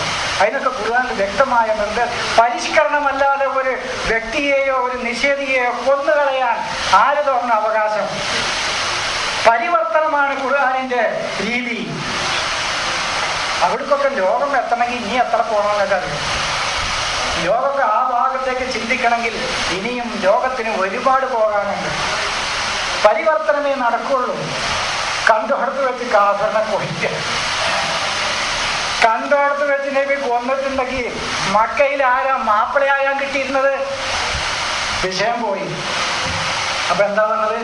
ഉഴമ്പുതു റബ്ബക്കുമുല്ലദീ ഖലഖക്കും. നിങ്ങളെ സ്വഭാവം കൊണ്ട് നിങ്ങൾ ധാർമ്മിക മൂല്യങ്ങളിൽ നിങ്ങളെ രൂപപ്പെടുത്തിയ നിങ്ങളുടെ നാഥന്റെ വിലക്കുകളെ, അവന്റെ റുബൂബിയത്ത്, അവന്റെ ദൈവാസ്തിത്വം നിങ്ങൾ തിരിച്ചറിഞ്ഞുകൊണ്ട് അതിന് നിങ്ങൾ വഴിപ്പെട്ട് നിങ്ങൾ ജീവിക്കുക. ലഅല്ലക്കും തത്തഖൂൻ. എന്തിനാണ് നിങ്ങളുടെ ജീവിതത്തിൽ ഒരു സ്ഥിരത വരുന്നതിന് വേണ്ടി. തെറ്റായ പ്രവർത്തനങ്ങളിൽ നിങ്ങൾ സൂക്ഷിച്ച് ജീവിക്കുന്ന സ്ഥിരതയുള്ള വ്യക്തികളായി തീരുന്നതിന് വേണ്ടി ആണ് ഇത് പറയുന്നത്. അല്ലദീ ജഅല ലക്കുമുൽ അർള ഫിറാശൻ ഫലനജഅല ലഅനത്തുല്ലാഹി അലൽ കാദിബീൻ. അതാണ് വ്യക്താകാതം. എന്നിട്ട് നമുക്ക് സ്വതന്ത്രമായി ഓരോരുത്തരെയും വിട്ടിട്ട് ദൈവത്തിന്റെ ശാപം ആർക്കാണെന്ന് വെച്ചാൽ അവർക്ക് ഉണ്ടായിക്കോട്ടെ. ദൈവത്തിന്റെ ശാപം എന്ന് ഞാൻ പറഞ്ഞില്ലേ, ശപിക്കുക. ദുർവാസ മഹർഷി ശപിക്കുന്ന പോലെ കല്ലാകട്ടെ നീ കല്ലാകല്ല, മരമാകട്ടെ മരാകല്ല. നമ്മൾ ദൈവിക കൽപ്പനകൾ ധിക്കരിക്കുമ്പോൾ, വണ്ടി മുട്ടിന് റോട്ടിൽ കൂടി നടക്കുമ്പോൾ നോക്കി നടക്കണം എന്ന് പറഞ്ഞാൽ സൈക്കിൾ ചവിട്ടുമ്പോൾ നേരെ ചവിട്ടണം, അല്ലെങ്കിൽ വണ്ടി കാർ ഓടിക്കുമ്പോൾ നേരെ നോക്കി ഓടിക്കണം എന്ന് പറഞ്ഞു. നേരെ നോക്കി ഓടിച്ചിട്ടില്ലെങ്കിൽ എന്താ, പോയി പിന്നെ എവിടെയെങ്കിലും മുട്ടി മരിക്കല്ലേ, അതിൻ്റെ ശാപം. അതുപോലെ ദൈവിക കൽപ്പനകൾ പാലിച്ച് ജീവിച്ചിട്ടില്ലെങ്കിൽ അതിൻ്റെ പ്രത്യാഘാതം അനുഭവിക്കാനുള്ളതിൻ്റെ ശാപം. അതാണ് അനുഭവമില്ല ഇനോൻ എന്ന് ഖുർആൻ പറഞ്ഞല്ലോ. ശപിക്കുന്നവരൊക്കെ ശപിച്ചുകൊണ്ടിരിക്കുന്നു. പിന്നെന്താണ് അല്ലദീ ജഅലലക്കുമുൽ അർള ഫിറാശൻ വസ്സമാഅ ബിനാഅൻ. അവൻ നിങ്ങൾക്ക് ഒരു ഉന്നതമായ ആശയങ്ങൾ, മൂല്യങ്ങൾ നിങ്ങളുടെ നവീകരണത്തിനും കെട്ടുറപ്പിനും വേണ്ടി ഉണ്ടാക്കി തന്നവനാണ് അവൻ. ഒരർള, നിങ്ങൾക്ക് കാലുറപ്പിച്ച് നിൽക്കാൻ പറ്റിയ സൗകര്യപൂർവമായ ഒരു ഭൂമികയും പുതിയതായിട്ട് നിങ്ങൾക്ക് അവന് ഒരുക്കി തന്നിരിക്കുന്നു. അതുകൊണ്ട് അറിഞ്ഞുകൊണ്ട് ആ വ്യവസ്ഥയിൽ നിങ്ങൾ അള്ളാഹുവിന് സമന്മാരെ നിശ്ചയിക്കരുത്, ഉണ്ടാക്കരുത്. ഇതൊരു പുതിയ ഭൂമികയാണ്, പുതിയ ആകാശമാണ്.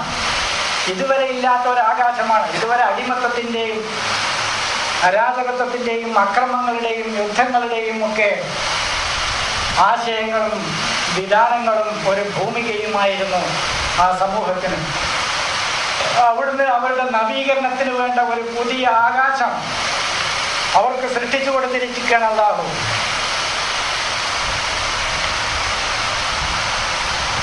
ഒരു പുതിയ ആകാശമാണ്, പുതിയ ജീവിതാന്തരീക്ഷത്തിന്റെ മാറ്റിപ്പണിയലാണ് അത്. അത് നമ്മൾ പറയണ്ടല്ലോ, ഒരു പുതിയ ഭൂമികയാണ്. നിൽക്കാൻ ഒരു ഭൂമിക വേണം. ഭൂമിക എന്ന് പറഞ്ഞാൽ ഈ ഭൂമിയായിട്ട് എടുത്തോളം കുഴപ്പമൊന്നുമില്ല. പക്ഷെ ഖുർആൻ സംസാരിക്കുന്നത് ആശയരംഗത്താണ്. ഇതുവരെ ഉണ്ടായിരുന്ന ഭൂമികയും ആകാശവും അവരുടെ ബന എന്ന് പറഞ്ഞാലാണ് നവീകരിക്കുക. ഒരു ബന എന്ന് പറഞ്ഞാൽ ഒരു മണ്ണാൻ ഒരു കെട്ടിടം ഉണ്ടാക്കുന്നത് ബന്ന ആണ്. അയാൾ ബന്നാവ് എന്നാ പറയാം. അതാണ് ബന എന്ന് പറയാം. അതാണ് ബനി ഇസ്രായേൽ എന്ന് പറയില്ലേ, ബനി ആദം എന്ന് പറയില്ലേ, അബിനാവ് എന്നൊക്കെ പറയില്ല. അതാണ് ഇബിനിന്റെ ബഹുവചനാണ് അബിനാവ്. ഒരു സമൂഹത്തിന്റെ നവീകരണ പ്രവർത്തനത്തിന് വേണ്ടി പ്രവർത്തിക്കുക, അതാണ്. അപ്പോൾ ഒരു നവീകരണവുമായിട്ട് നിങ്ങളുടെ ഒരു പുതിയ നവീകരണവും ഒരു ബിനാവ്, ഒരു കെട്ടുറപ്പിനും വേണ്ടി നിങ്ങൾക്കൊരു ആകാശത്തെ നിശ്ചയിച്ചു തന്ന, ഉന്നതമായ മൂല്യങ്ങൾ നിശ്ചയിച്ചു തന്ന, നിങ്ങൾക്ക് കാലുറപ്പിച്ച് നിർത്താൻ പറ്റിയ ഒരു ഭൂമികയും നിങ്ങൾക്ക് സംവിധാനിച്ചു തന്ന ആശയരംഗത്താണ് അതൊക്കെ. ആ രക്ഷിതാവിന് അവനാണ് നിങ്ങളുടെ രക്ഷിതാവ്. അതുകൊണ്ട് അറിഞ്ഞുകൊണ്ട് ആ വ്യവസ്ഥയിൽ നിങ്ങൾ വേറൊരു പങ്കു ചേർക്കരുത്. വാന്തും തയലമോൻ, അറിഞ്ഞുകൊണ്ട് നിങ്ങൾ അവന് സമന്മാരെ ഈക്വലായിട്ട് മറ്റൊന്നിനെ ഉണ്ടാക്കരുത്. അതാണ് അൻതാത്. ഒരു സമന നിശ്ചയിക്കരുത്. അതിനെ നിശ്ചയിച്ചാലുണ്ടാകുന്ന ദുരിതവും പ്രത്യാഘാതവും അപകടവും ഞാൻ പലപ്പോഴും സൂചിപ്പിച്ചു. അത് ദൈവികമായ കൽപ്പനകൾക്ക് അല്ലെങ്കിൽ നിർദ്ദേശങ്ങൾക്ക് വേറൊന്ന് പകരം നിശ്ചയിക്കാനോ സമന്മാരെ നിശ്ചയിക്കാനോ കഴിയില്ല. കഴിഞ്ഞാൽ എന്താന്ന് പറഞ്ഞാൽ അതുകൊണ്ട് നേടേണ്ടത് നേടൂല എന്ന് മാത്രം. സത്യം കൊണ്ട് കിട്ടേണ്ടത് അസത്യം കൊണ്ട് കിട്ടൂല എന്ന് മാത്രം.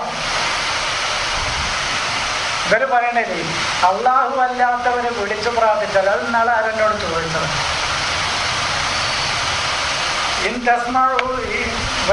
നിങ്ങൾ അള്ളാഹു അല്ലാത്തവരെ വിളിച്ചാൽ ലാ യസ്മഉ ദുആഅക്കും, അവര് നിങ്ങളുടെ ദുആ കേൾക്കൂല. അത് ആരെന്നോട് ചോദിച്ചു. അള്ളാഹു അല്ലാത്ത ആളുകൾ എന്ന് പറഞ്ഞാൽ അള്ളാഹു അല്ലാത്ത വ്യവസ്ഥിതിയിലൂടെ നിങ്ങൾ സഹായം ചോദിച്ചാൽ, ദൈവികമായ വ്യവസ്ഥിതിയിലൂടെ അല്ലാതെ നിങ്ങൾ സഹായത്തിന് ശ്രമിച്ചാൽ ആ സഹായത്തിന് ആരും റെസ്പോണ്ട് ചെയ്യൂല, അതിന് പ്രതികരിക്കൂല. ശ്രമിയാന്ന് കേൾക്കാന്ന് തന്നെ പ്രതികരിക്കാണ്. അവർക്ക് ചെവിയുണ്ട്, പക്ഷെ അവർ കേൾക്കുന്നില്ല എന്ന് പറഞ്ഞല്ലോ. കേൾക്കുന്നുണ്ട്, പക്ഷെ അതിന്റെ പ്രതികരണം ഇല്ല എന്നാണ് അതിന്റെ അർത്ഥം. ചെവിയൊക്കെ ഓൽക്കുണ്ട്, ഓൽ കേൾക്കണുണ്ട്. പലഹും ആദാനില്ല യസ്മഊന ബിഹാ, അവർക്ക് ചെവിയുണ്ട് പക്ഷെ കേൾക്കുന്നില്ല എന്ന് പറഞ്ഞാൽ ഈ കേട്ടതിന് പ്രതികരിക്കുന്നില്ല എന്നാണ് പറഞ്ഞത്. അതാണ് അവര് പ്രതികരിക്കൂല. ദൈവികമായ വ്യവസ്ഥിതിയിലൂടെ അല്ലാതെ നിങ്ങൾ ഏതൊരുവിടെ സഹായം ചോദിച്ചാലും നീതിയിലൂടെ ലഭിക്കേണ്ടത് അനീതിയിലൂടെ ശ്രമിക്കാം, പക്ഷെ പ്രതികരിക്കൂല. ഇനി വലവു സമീപു പ്രതികരിച്ചാൽ തന്നെ മസ്തജാബൂലക്കും നിങ്ങൾ ഉദ്ദേശിച്ച പ്രതിഫലം അതുകൊണ്ട് പരിപൂർണമായിട്ടും കിട്ടൂല. എന്താ കിട്ടുമോ? കിട്ടിയിട്ടുണ്ടെങ്കിൽ ലോകം എന്നോ നേരായിരുന്നു. അതൊക്കെ പറയാം.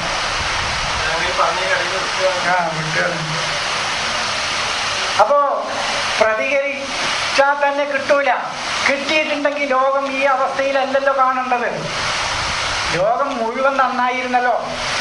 അനീതിയുടെയും അക്രമത്തിന്റെയും അധർമ്മത്തിന്റെയും അസത്യത്തിന്റെയും ചൂഷണത്തിന്റെയും അവകാശ നിഷേധങ്ങളുടെയും ഒക്കെ മാർഗമാണ് ലോകം ഇന്നുവരെ സ്വീകരിച്ചത്. സത്യത്തിന്റെയും നീതിയുടെയും ധർമ്മത്തിന്റെയും നിസ്വാർത്ഥതയുടെയും മനുഷ്യരുടെ അവകാശങ്ങൾ തിരിച്ചു കൊടുക്കുന്നതിന്റെയും മാർഗം ലോകം സ്വീകരിച്ചിരുന്നെങ്കിൽ ലോകം ഇന്ന് 50,000 വർഷമെങ്കിലും മുന്നോട്ട് പോയേനെ. കിട്ടിയിട്ടില്ല ലോകത്തിന് ഫലം, റിസൾട്ട് കിട്ടിയിട്ടില്ല. അതാണ് വലവു സമയു കേട്ടാൽ തന്നെ മസ്തജാബുലക്കും അതിന്റെ റിസൾട്ട് നിങ്ങൾക്ക് കിട്ടൂല, അത് പ്രത്യുത്തരം നിങ്ങൾക്ക് കിട്ടൂല. ഇവരെന്താ എഴുതിക്കണെന്നോ, മരിച്ചോലിനി അഥവാ കേട്ടാൽ തന്നെ എവിടെ കേൾക്കണോ, മരിച്ചോരോ ജീവിച്ചിരിക്കണ മനുഷ്യൻ തന്നെ കേൾക്കൂല, തലച്ചോറില്ലെങ്കിൽ. അതെനിക്കറിയുന്നത്. ഒരു മനുഷ്യന്റെ അബോധാവസ്ഥയിലാണ്. ചെവിയുണ്ട്, വായുണ്ട്, അന്തരീക്ഷമുണ്ട്, ഇവന്റെ ശബ്ദബീജികൾ ചലിക്കുന്നുണ്ട്, പക്ഷെ കേൾക്കൂല. അതാ ജീവിച്ചിരിക്കുന്ന മനുഷ്യന്റെ അവസ്ഥ. എന്നിട്ടാ ഇവന്റെ സെല്ലുകൾ മുഴുവൻ ദ്രവിച്ച് മണ്ണായി, ഇവന്റെ തലയോട്ടി അല്ലാത്ത എല്ലാ സംഗതിയും ദ്രവിച്ച് മണ്ണായി, ചിലത് തലയോട്ടിയൊക്കെ ദ്രവിച്ച് ഒക്കെ കത്തിച്ച് കളഞ്ഞ് ഭസ്മാക്കി. ഇനി വലവു സമയവും കേട്ടാലും ഇതല്ലാത്ത ഖുർആന് ഈ രൂപത്തിലല്ലാതെ പറഞ്ഞാല്, ഇതാണ് ദൈവികമായ വഴികളിലൂടെ അല്ലാതെ സഹായം ചോദിച്ചാൽ മസ്തജാബൂലക്കും ലോകത്തിന് പ്രത്യുത്തരം കിട്ടിയിട്ടില്ല എന്ന് ഇന്നത്തെ സ്റ്റിൽ ലോകം തെളിവാണ്. ഇന്ന് നിലവിലുള്ള ലോകം തെളിവാണ് ലോകത്തിന് കിട്ടിയിട്ടില്ല എന്നുള്ളതിന്. അതാണ് കിട്ടൂല. നേരെ മറ്റ് സത്യത്തിലൂടെ ലോകം പോയിരുന്നുവെങ്കിൽ, നീതിയിലൂടെ ലോകം പോയിരുന്നുവെങ്കിൽ, ധർമ്മത്തിലൂടെ ലോകം പോയിരുന്നുവെങ്കിൽ, മനുഷ്യരുടെ അവകാശങ്ങൾ അവർക്ക് തിരിച്ചു കൊടുക്കുന്ന ആ വ്യവസ്ഥിതിയിലൂടെ ലോകം പോയിരുന്നുവെങ്കിൽ, സഹായത്തിന്റെയും ധർമ്മത്തിന്റെയും നീതിയിലും അധിഷ്ഠിതമായ ഒരു വ്യവസ്ഥിതി ലോകത്ത് 1400 വർഷമായിട്ട് നടപ്പിലാക്കിക്കൊണ്ടാണ് ലോകം സഹായം സ്വീകരിച്ചുകൊണ്ടാണ് ലോകം പോയിരുന്നതെങ്കിൽ, ഏറ്റവും ചുരുങ്ങിയത് ഒരു 10,000 കൊല്ലമെങ്കിലും നമ്മൾ മുമ്പിലായിരുന്നു. സ്വർഗ്ഗം ഇവിടൊക്കെ സ്വർഗതുല്യമായ ജീവിതമായിരുന്നു ഇവിടെ. അനീതിയില്ല, ആരോടും ആരുടെയും അവകാശങ്ങൾ കവർന്നെടുക്കുകയില്ല. അങ്ങനത്തെ ഒരു ലോകമാണ്. അതാ പറയണത്. ഇത് കിട്ടിയിട്ടില്ല എന്ന് ഉറപ്പല്ലേ മക്കളെ, സഹോദരങ്ങളെ? കിട്ടിയിട്ടില്ല. അതാണ് മസ്തജാബുല. നിങ്ങൾക്ക് കിട്ടൂല. ഇൻ കേസ് റെസ്പോണ്ട് ചെയ്താൽ അന്യായമായി പിടിച്ചു പറിച്ച് വാങ്ങി തിന്നാം, പക്ഷെ വയറ് നിറഞ്ഞാലും നിങ്ങൾ ഉദ്ദേശിക്കുന്ന റിസൾട്ട് അതുകൊണ്ട് കിട്ടൂല. വയറ് നിറഞ്ഞു എന്നൊക്കെ വരും, പക്ഷേ മൂപ്പരൊരു 16 ആളെ കൂട്ടി വന്നിട്ട് അന്യം തട്ടും. അതന്നെ ഉണ്ടാകും. നമ്മൾ ഒളിഞ്ഞിരുന്ന ഒരാളെ മെല്ല അവനെ പിടിച്ചു പറിച്ചിട്ടുള്ളതൊക്കെ വാങ്ങി അവനെ പറഞ്ഞാൽ മൂപ്പർ അപ്പം പോകും. ഒരു 10-50 ആളെ കൂട്ടിയിട്ട് വന്നിട്ട് അന്യനെ കാര്യമാക്കും. അതാണ്, വേറെ പ്രശ്നമൊന്നും ഉണ്ടാവില്ല. അതാണ് നീതിയുടെയും ധർമ്മത്തിന്റെയും സത്യത്തിന്റെയും മനുഷ്യാവകാശങ്ങളുടെയും ഈ ദൈവിക വ്യവസ്ഥിതിയിലൂടെ അല്ലാതെ നിങ്ങൾ സഹായം സ്വീകരിക്കരുത്, സഹായം തേടരുത്. തേടിയാൽ നിങ്ങൾക്ക് റെസ്പോണ്ട് ചെയ്യൂല, പ്രതികരിക്കൂലാതെ. ഇനി ഇൻ കേസ് പ്രതികരിച്ചാൽ തന്നെ നിങ്ങൾ ഉദ്ദേശിക്കുന്ന റിസൾട്ടിന്റെ പൂർണ്ണമായ ഉത്തരം അതുകൊണ്ട് കിട്ടൂല, പരിഹാരം അതുകൊണ്ട് കിട്ടൂല. വയൗമൽ ഖിയാമത്തി, ഈ സത്യം നിലവിൽ വരുന്ന കാലഘട്ടത്തിൽ യക്ഫുറൂന ബിശിർക്കിക്കും, നിങ്ങൾ സ്വീകരിച്ച തെറ്റായ വഴികൾ നിങ്ങളെ തന്നെ തിരിഞ്ഞുകുത്തും. അത് നിങ്ങൾക്ക് തന്നെ നിഷേധമായിട്ട് വരും. ഞാനൊരു ഉദാഹരണം പറഞ്ഞത് എൻ്റെ ഒരു സഹോദരന് വല്ലാതെ പറ്റുന്ന അതെന്നെ പറയാം. അതെന്താന്ന് പറഞ്ഞാല്, ചെറിയ കുട്ടികളോട് പറയും, നിങ്ങൾ മക്കളെ നേരെ പഠിച്ചോളി, നേരെ വിദ്യാഭ്യസിച്ചോളി, കളിച്ച് നടക്കണ്ട, തെമ്മാടിത്തം കാറ്റ് നടക്കണ്ടെന്ന് ബാപ്പ മക്കളെ ഉപദേശിക്കും.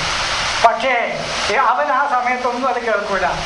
പിന്നെ അവൻ കളിച്ച് നടന്ന് വിദ്യാസമ്പന്നനല്ലാതെ സംസ്കാരമില്ലാതെ അങ്ങനെ വളർന്ന് വിദ്യാസമ്പന്നരുടെയും സംസ്കാരമുള്ള ആളുകളുടെയും ഇടയിൽ അവൻ പോയി നിൽക്കുമ്പോഴാണ്, അപ്പോഴാണ് അവന് മനസ്സിലാകുക, ആ വഴി, ഞാൻ സ്വീകരിച്ച വഴി മുഴുവൻ എനിക്ക് തെറ്റായി വന്നല്ലോ എന്ന് അന്നേ അവന് ബോധ്യപ്പെടൂ. അന്നേ ആ പിതാവിൻ്റെ പ്രവചനം ആ മകന് ബോധ്യപ്പെടുകയുള്ളൂ. എന്നതുപോലെ സത്യത്തിൻ്റെയും നീതിയുടെയും ധർമ്മത്തിൻ്റെയും മനുഷ്യാവകാശങ്ങളുടെയും വഴി മാത്രമേ നിങ്ങൾ സ്വീകരിക്കാവൂ എന്ന ദൈവത്തിൻ്റെ ഈ പ്രവചനം സത്യമായി പുലരുക. ഇത് പുലരുന്ന കാലഘട്ടത്തിൽ ആ മനുഷ്യന് കിട്ടുന്ന ജീവിത സുഖങ്ങളുടെ സമ്പൂർണത, ഐശ്വര്യം അവൻ കാണുമ്പോഴേ അവന് ബോധ്യപ്പെടുള്ളൂ, ഞാൻ സ്വീകരിച്ച വഴികൾ തെറ്റായിരുന്നല്ലോ എന്ന്. അന്നേ അവന് ബോധ്യപ്പെടുള്ളൂ. അടിമത്തത്തിൽ കഴിഞ്ഞിരുന്ന ജനതക്ക് അന്ന് മനസ്സിലായില്ല ഈ അടിമത്തത്തിന് ഇത്രമാത്രം ക്രൂരതകളുണ്ടോ എന്ന്. അന്ന് ഓന് 4 ചാട്ടവാറ് അടി കിട്ടിയിട്ടില്ലെങ്കിൽ ഉറക്കം വരൂലായിരുന്നു. അതായിരുന്നു സുഖം. അന്ന് അവന്റെ ചിന്ത എന്താ, രാജാവിന് എന്തൊക്കെ പണിയാ, ഈ രാജ്യം ഭരിക്കണം, എന്തൊക്കെ പ്രശ്നങ്ങൾ, എനിക്ക് 4 ചാട്ടവാറ് അടി കൊണ്ടാൽ മതിയല്ലോ, സുഖമാണ്, വേറെ കുഴപ്പമൊന്നുമില്ല. കാരണം അവന് അത്രയേ ഉള്ളൂ, അവന്റെ മനസ്സ് അത്രയ്ക്കേ ഉള്ളൂ. അവൻ ചിന്തിച്ചു, രാജാവിനുള്ളോ എന്തൊക്കെ പണിയാ, ഈ രാജ്യത്തെ മുഴുവൻ നോക്കി നടത്തണം, ഭയങ്കര പണിയാ മൂപ്പർക്ക്. എനിക്ക് ദിവസം തച്ചോളി 4 അടി, 4 അടി, ഇനി സുഖമായി പോയി കണ്ടോ. ഇതാണ് മനസ്സിലാക്കിയത്. പക്ഷേ അവന് മോചനത്തിലെത്തിയപ്പോഴാണ്, അടിമത്തത്തിൽ നിന്ന് മോചനം കിട്ടിയപ്പോഴാണ്, അയ്യോ മോചനത്തിന് ഇത്രമാത്രം സുഖമുണ്ടോ, സ്വാതന്ത്ര്യത്തിന് ഇത്രമാത്രം സുഖമുണ്ടോ, സ്വതന്ത്രമായ ഒരു ലോകത്ത് ജീവിക്കാൻ ഇത്രമാത്രം സുഖമുണ്ടോ എന്ന് അന്നേ അനുഭവിക്കൂ. എന്ന പോലെ സത്യത്തിന് ഇത്രമാത്രം വിലയുണ്ടോ എന്ന് സത്യത്തിന്റെ ഒരു ലോകത്തെത്തുമ്പോഴേ തിരിച്ചറിയൂ. അതുവരെ തിരിച്ചറിയില്ല. അതുവരെ ഇവന്റെ വിചാരം അസത്യം പറഞ്ഞാലേ കാര്യങ്ങൾ നീളുള്ളൂ. നീതിയുടെ ഒരു ലോകത്തെത്തിയാലേ നീതിയുടെ മൂല്യം മനസ്സിലാവുകയുള്ളൂ. ധർമ്മത്തിന്റെ ഒരു ലോകത്തെത്തിയാലേ ധാർമ്മികതയുടെ മൂല്യം തിരിച്ചറിയുകയുള്ളൂ. അന്നേ ഇവന് മനസ്സിലാവുകയുള്ളൂ. പിന്നെ നിങ്ങൾ ബലി പറയുന്ന പരലോകത്തിലും മരിച്ചിട്ടും അന്നും എന്നെ മനസ്സിലാവും, ഇതാണ് ഉയക്കപ്പുറവിനെ നിഷേധിക്കും. അന്ന് അവൻ ചെയ്ത ചെറുക്കിന്റെ വഴികളൊക്കെ ഓൻ തന്നെ നിഷേധിക്കും. ആയിക്കോട്ടെ, അതും ആയിക്കോട്ടെ, നീ അല്ലാന്നൊന്നും പറയണ്ട. അവൻ അസ്ഹാബുൽ ജഹീം ആവുമ്പോഴേ അവന് മനസ്സിലാവുള്ളൂ ഇവരെന്താ ഇരിക്കണമെന്നോ, നരകത്തിന്റെ ആളായി. ജഹീം എന്ന നില എന്താണ് പിന്നെ പറയാം, നരകല്ല പിന്നെ പറയാം. അല്ലതീ ഖലഖലകുമുൽ അർള സമാഅ ബിനാഅൻ ഫറാസും വലാ തജഅലു ലില്ലാഹി അൻദാദൻ വഅൻതും തഅലമൂൻ വഇൻ കുന്തും ഫീ റൈബിൻ മിമ്മാ നസ്സൽനാ അലാ അബ്ദിനാ. എൻ്റെ കൽപ്പനകൾക്ക് വിധേയമായി ജീവിക്കുന്ന ഈ വ്യക്തിയുടെ മേൽ നാം അവതരിപ്പിച്ച ഇതിൽ നിങ്ങൾക്ക് വല്ല സംശയവുമുണ്ടെങ്കിൽ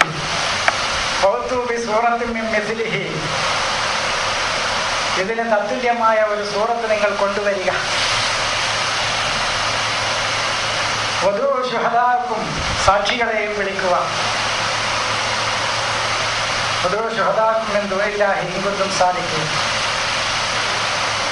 നിങ്ങൾ സത്യവാന്മാരാണെങ്കിൽ. അത് ഭയങ്കര വിഷയമാണ്. ഇപ്പോൾ തുടങ്ങി വെക്കാൻ പ്രശ്നം.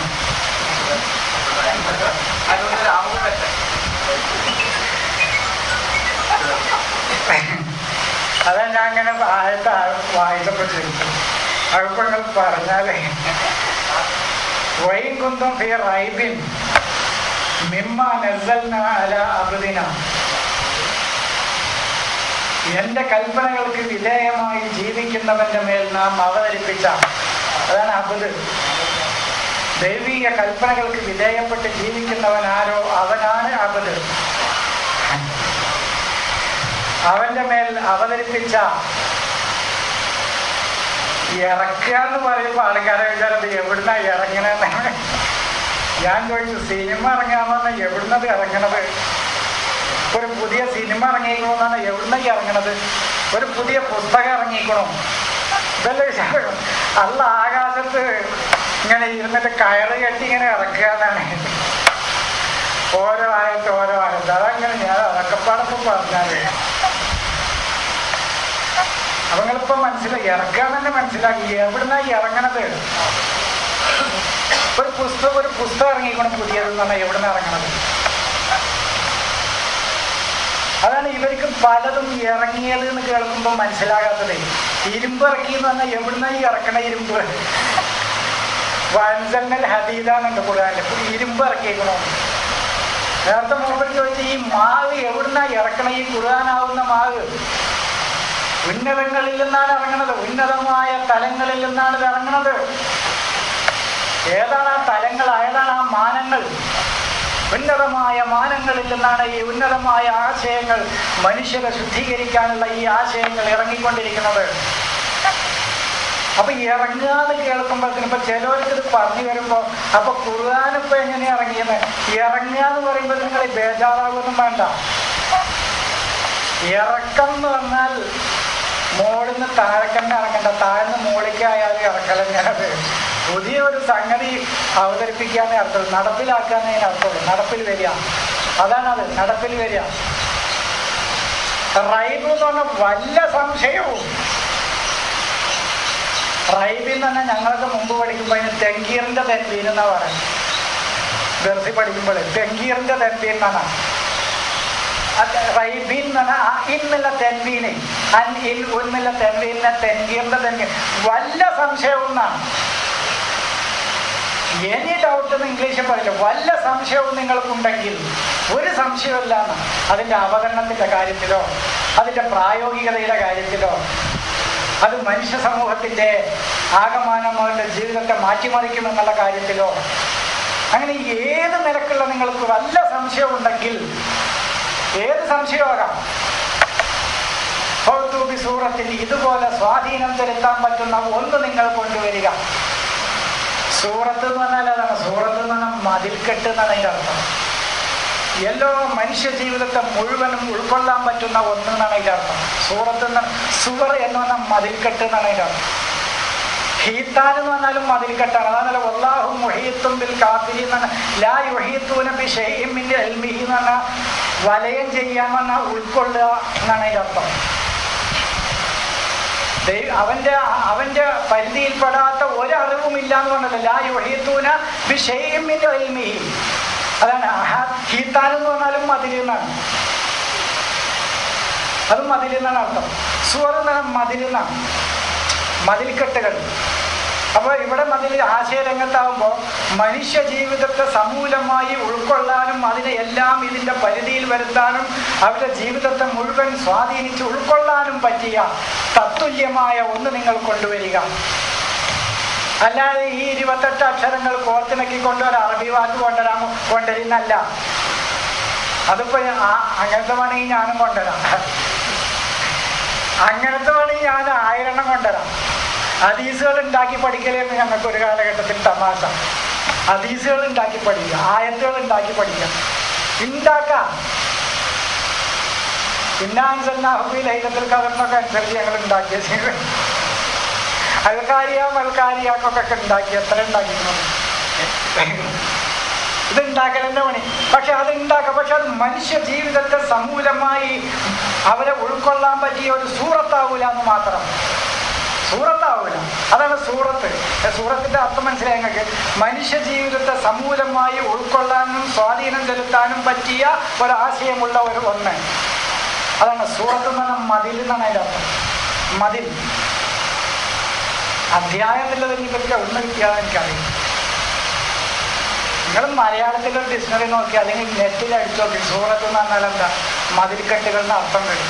ഞാൻ പുതിയത് പറയും. ചില ആൾക്കാരെ വിചാരം ഞാൻ പുതിയതാണ്. പുതിയതൊന്നുമല്ലേ,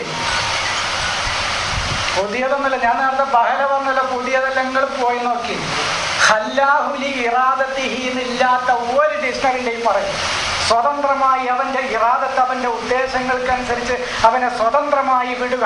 ഖല്ല, ഖാലിയായിട്ട് അവനെ സ്വതന്ത്രമായിട്ട് വിടുക. ഖല്ലാഹുലി ഇറാദത്തിഹി എന്ന് പറയാത്ത ഡിക്ഷണറി ഏതാണ്?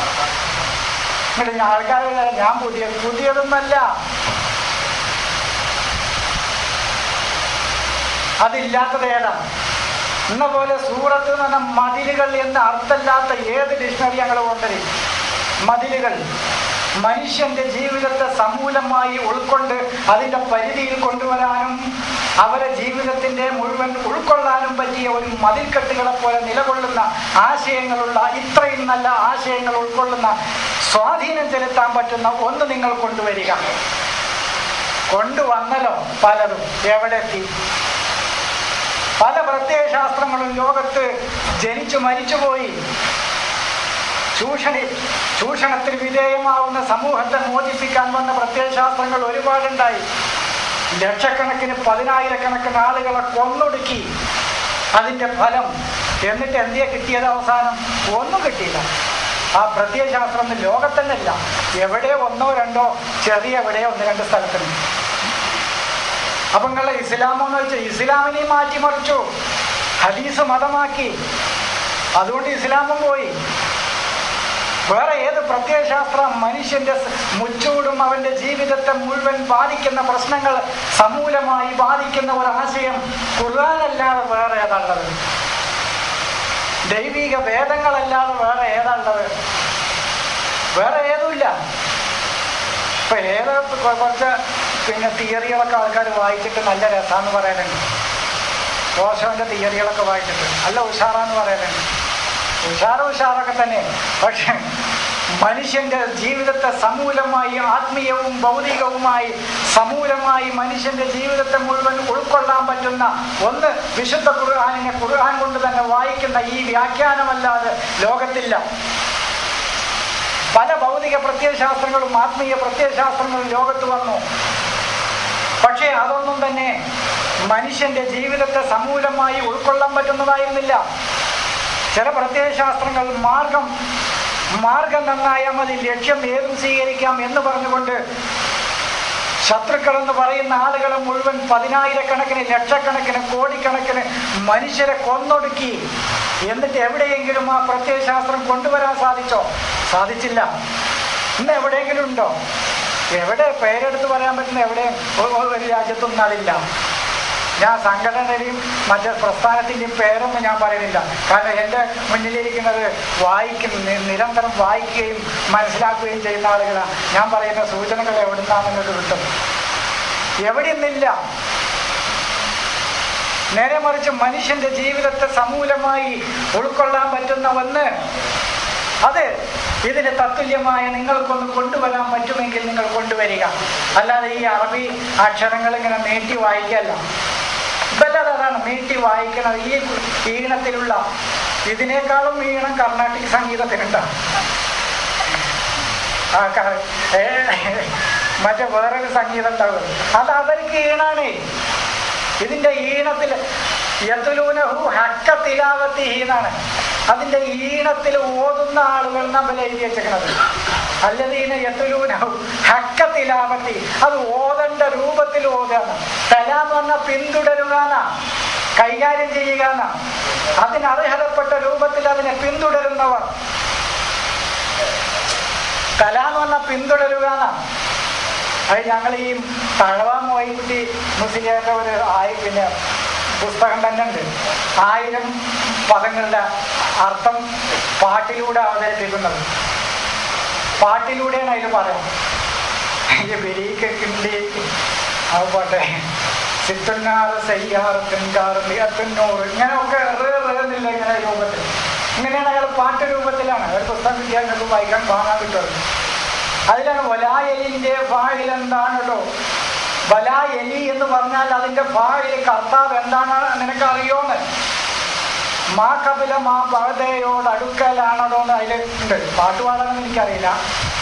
മുന്നിലത്തെ കപിലയോട് പാടാം, മുന്നിലത്തതിനോട് പിന്നിലത്തത് പിന്തുടർന്ന് പോകുക എന്നാണ് അതിന്റെ അർത്ഥം. അതാണ് വലായലി തലായലി എന്ന് പറഞ്ഞാൽ. ഞങ്ങൾ കുട്ടികളോട് പറയുമ്പോൾ അങ്ങനെ നെക്സ്റ്റ് എന്ന് പറയില്ലേ, താലി. അടുത്ത ആൾ പറയുന്നില്ല, ഇനി അറബിയിൽ അങ്ങനെ പറയും താലി നെക്സ്റ്റ്.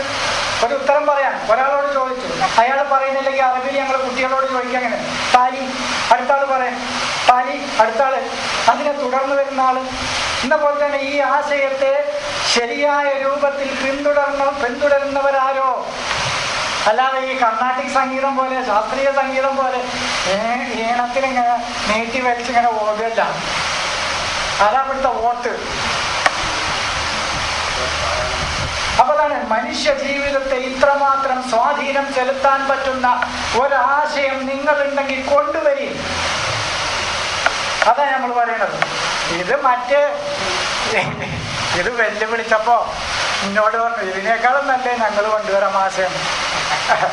കാരണം ഇതിലിപ്പോ എന്താണ്, ഇതിൽ പറയുന്ന കഥകൾ കുറച്ച് മുത്തശ്ശി കഥകളുണ്ട്, കുറച്ച് പെണ്ണുങ്ങളടുത്ത് പോണ കഥകളുണ്ട്, അർത്ഥമുണ്ട്, മെൻസസ് ഉണ്ട്, കുളിയുണ്ട്, കുറച്ച് മുത്തശ്ശി കഥകളുണ്ട്. ഇതിനേക്കാളൊക്കെ നല്ല കഥകൾ ഞങ്ങളുമുണ്ട്.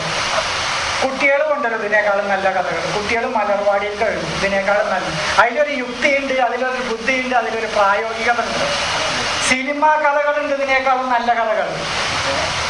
അതിലൊരു യുക്തിയുണ്ട്, അതിലൊരു വില്ലനുണ്ട്, അതിലൊരു സത്യമുണ്ട്, അതിൽ അവസാനം ഒരു സത്യത്തിന് വിജയമുണ്ട്, അല്ലേ? ഇതിലും നല്ല കഥകൾ വേറുണ്ട്. എന്നിട്ട് നമ്മൾ ഓനോട് പറയാം ഇത്ര നല്ല ഒന്നുങ്ങൾ കൊണ്ടുവന്നാണ്. അതോ ഇത്ര നല്ലത് ഞങ്ങൾക്ക് പറ്റൂല, ഇത്ര നല്ലത് വല്ല പൊട്ടന്മാർക്കും കൊണ്ടുവരാനേ പറ്റുള്ളൂ എന്നാണ് ഒരാള്. കാരണം ഇതിലെന്താ, ഇതില് അത്തരം കുറെ കഥകളാണുള്ളത്. അപ്പോ ഈ മഹീളനെ നമ്മൾ നിരവധി തവണ വിശദീകരിച്ചതാണ്. മഹീളനെ വരുന്നത് പെണ്ണിന്റെ ആർത്തവം പറയാനൊരു ഭേദം വേണം. ഇവർ പറയുന്ന ഹൈദിനെ കുറിച്ച് അവർ നിന്നോട് ചോദിക്കുന്നു, പറയുക അത് ഉപദ്രവമാണ്. ഞാൻ ചോദിച്ചു അതെങ്ങനെ ഉപദ്രവമാകുക? അത് വേണം, അത് നിന്നാലാ പ്രശ്നം. പ്രായം തെറ്റണീന്റെ മുമ്പ് അത് നിന്നാ പ്രശ്നമാണ്, ആരോഗ്യത്തിന് പ്രശ്നമാണത്.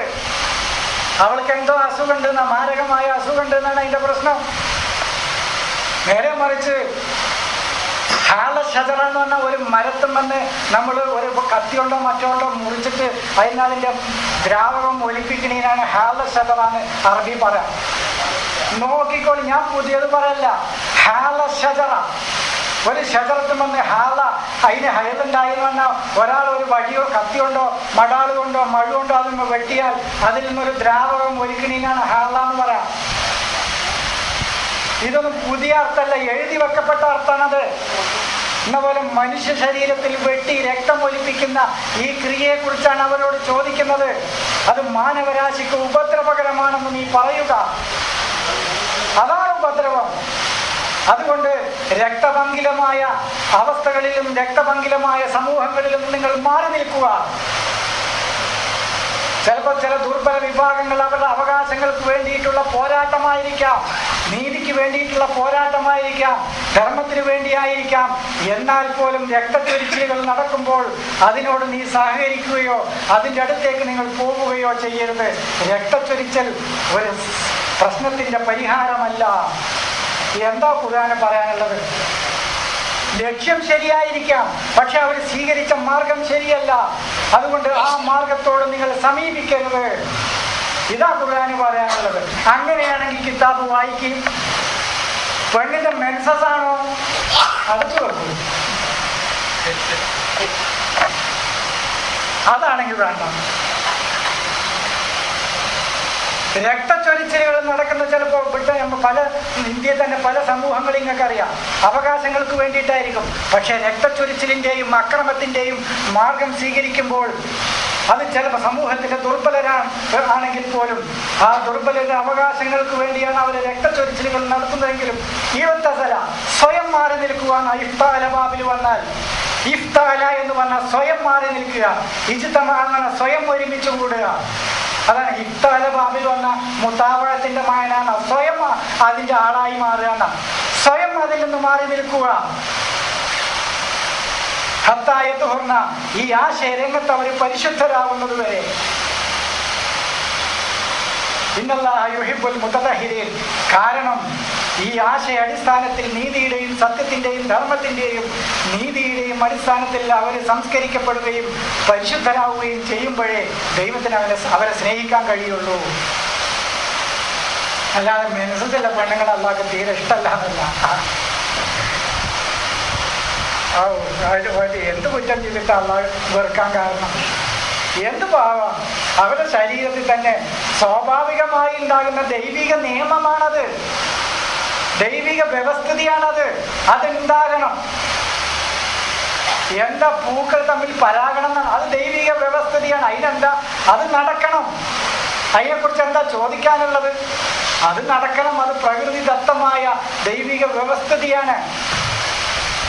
ഇവര് നമ്മളോട് ദൈവിക വ്യവസ്ഥിതിക്ക് വിരുദ്ധമായി ചോദിക്കാനാണ് നമ്മളോട് പറയുന്നത്. നടക്കൂല കച്ചവടം. ഇവര് നമ്മളോട് ദൈവിക വ്യവസ്ഥിതിക്ക് വിരുദ്ധമായി കാര്യങ്ങൾ നടക്കാൻ തുയർക്കാനാ പറയണത്. നടക്കൂല മക്കളെ കാര്യം എന്ന് പറഞ്ഞാൽ നടക്കൂല.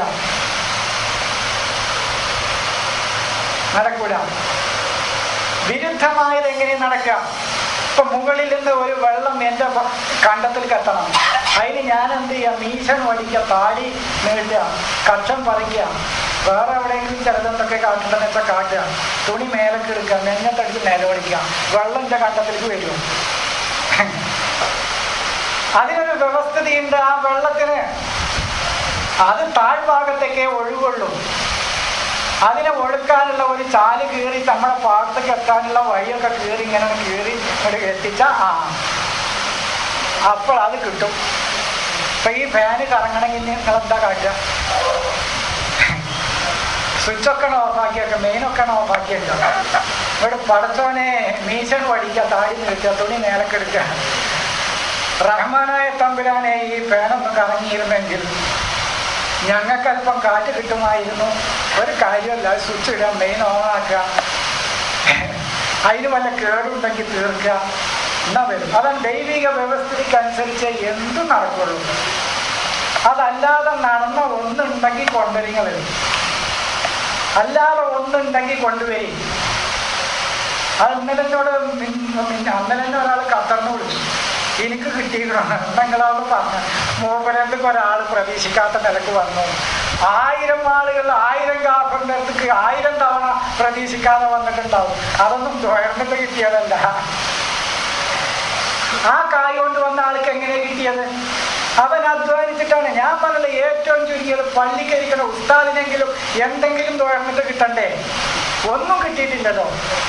ഈ അധ്വാനിച്ച മനുഷ്യന് വാങ്ങിക്കൊടുക്കുന്ന ചായ അല്ലാതെ ഒരു ചായ മിമ്പറിന് എവിടുന്നപ്പോ ഈ ചായ? ഞാൻ തുയർന്നപ്പോ ഒരു ചായ വന്നുകൊണ്ടോ ഇല്ലല്ലോ. അതാണ് വ്യാമോഹിപ്പിക്കുകയാണ് ജനങ്ങളെ. വെറുതെ അത് കിട്ടും, ഇത് കിട്ടും, മറ്റത് കിട്ടും. ബുർദ മജ്ലിസും മറ്റേ മജ്ലിസും പ്രസംഗ വിഷയങ്ങളാണ്. ബുർദ മജ്ലിസും എന്താ കിട്ടണം? ഈ സാധുക്കളെ വ്യാമോഹിപ്പിക്കുകയാണ്. അതാണ് പിശാച് വ്യാമോഹങ്ങളല്ലാതെ വാഗ്ദാനം ചെയ്യുന്നില്ല. ഒന്നും കിട്ടൂല. എന്താ കിട്ടിയത്? ഞാൻ അങ്ങനെയാണെങ്കിൽ ഈ ഉസ്താദിന്റെ മകളെ കെട്ടിക്കാൻ എന്തിനാ പിരിവെടുക്കണത്? ഉസ്താദിന്റെ വീടിനെന്തിനാ പിരിവെടുക്കണത്? യത്തീങ്ങാന കുട്ടികൾക്ക് തുയർന്ന അപ്പം കിട്ടുന്നല്ലേ? യത്തീങ്ങാന കുട്ടികളെ വട്ടടഞ്ഞിരുന്നാൽ തുയർപ്പിച്ചാൽ പോലെ എന്തിനാ ഈ ആൾക്കാരുടെ റെസീറ്റ് ബുക്ക് അടിച്ച് നടക്കണത്? എന്തിനാ റെസീറ്റ്? വട്ടടഞ്ഞ് മക്കളെ കുത്തിരുന്നാണി നിങ്ങൾ തുയർന്ന അപ്പം കിട്ടുന്ന അല്ല പറഞ്ഞിട്ടുണ്ട്. വരട്ടെ കായ് എവിടെ? അപ്പം മനുഷ്യൻ അധ്വാനിച്ചാലല്ലാതെ, പ്രയത്നിച്ചാലല്ലാതെ, പരിശ്രമിച്ചാലല്ലാതെ, ദൈവികമായ മാർഗങ്ങളിലൂടെയല്ലാതെ സഹായം കിട്ടുമെന്ന് പറയുന്നത് ഈ സമൂഹത്തെ വ്യാമോഹിപ്പിക്കലാണ്. അങ്ങനെ കിട്ടിയ ചരിത്രമില്ല. 1857 വ്യാവസായിക വിപ്ലവം നടക്കുന്നതിന് മുമ്പ് ഈ പുരോഗതിയൊക്കെ എവിടെയായിരുന്നു എന്നാണ് ഞാൻ ചോദിച്ചത്. അന്ന് ദുആയില്ലേ, ഔലിയാക്കന്മാരില്ലേ, അമ്പിയാക്കന്മാരില്ലേ, പള്ളികളില്ലേ, ചർച്ചകളില്ലേ, അമ്പലങ്ങളില്ലേ, കുത്തുബ് സമാനുകളില്ലേ? എവിടെയായിരുന്നു ഈ പുരോഗതികളൊക്കെ? 1857 ലോകത്ത് വ്യാവസായിക വിപ്ലവവും ചിന്താ വിപ്ലവവും ലോകത്ത് ഉണ്ടായി. യൂറോപ്പിൽ ഒരു വിപ്ലവം കൊടുങ്കാറ്റായി ഉയരുന്നത് വരെ എവിടെയായിരുന്നു? അതാണ് ദൈവിക വ്യവസ്ഥിതിയിലൂടെ അല്ലാതെ ഒന്നും ലോകത്ത് കിട്ടില്ല. അപ്പൊ വിഷയത്തിന് അല്പം വ്യതിചലിച്ചു. അതുകൊണ്ട് അള്ളാഹുവിൻ്റെ ഈ ആശയത്തിന് തത്തുല്യമായ ഒന്ന് നിങ്ങൾക്ക് കൊണ്ടുവരാൻ പറ്റുമെങ്കിൽ കൊണ്ടുവരിക. ഇതുപോലെ മനുഷ്യ ജീവിതത്തെ സ്വാധീനിച്ചെടുത്താൻ പറ്റുന്ന ഒന്ന് ഇല്ല, വേറൊന്നില്ല. വേറെ ഏത് വിഷയങ്ങൾ നിങ്ങൾ പറഞ്ഞോളൂ, വേറൊന്നില്ല. അത് നിങ്ങൾ കൊലയാണെങ്കിലും കൊല്ലലാണെങ്കിലും അതൊക്കെ എടുത്ത് പറയേണ്ട വിഷയങ്ങളാണ്. അത് ഈ ആയത്ത് പറഞ്ഞാൽ ഖുർആൻ മുഴുവൻ പറയേണ്ടി വരും. കൊലപാതകമൊന്നും ഖുർആന്റെ വിഷയമേ അല്ല. ആശയപരമായ പോരാട്ടമാണ് ഖുർആൻ പറയുന്നത് മുഴുവൻ. ആശയ പോരാട്ടമാണ്. ആശയ പോരാട്ടമല്ലാതെ ഖുർആൻ പറയുന്നേ ഇല്ല. ആശയ പോരാട്ടം നടക്കന്നെ വേണം. ഒരു കപ്പൽ സഞ്ചരിക്കുമ്പോൾ ഒരു അക്രമിയായ മനുഷ്യൻ ഒരു കപ്പലിന് ഓട്ട തുറക്കുകയാണെങ്കിൽ ഓൻ്റെ കയ്യും പിടിക്കണം. തുറച്ച മക്കളെ, നല്ല സുഖമായിട്ടുണ്ട്, കുറച്ച് കഴിഞ്ഞാൽ ഒക്കം മുങ്ങിച്ചാവും എന്ന പോലെ മാനവരാശിയുടെ നിലനിൽപ്പിന് ആവശ്യമായ സത്യവും നീതിയും ധർമ്മവും പാലിക്കപ്പെടാതെ അക്രമവും അനീതിയും അധർമ്മവും ഒരു രാജ്യത്ത് നടക്കുമ്പോൾ അവൻ്റെ കയ്യ് പിടിക്കണമെന്ന് പറയണം. അതാണ് ആശയ പോരാട്ടം. എന്നാൽ പോലും വലാ തഖ്തുലൂഹും ഇൻദൽ മസ്ജിദിൽ ഹറാം,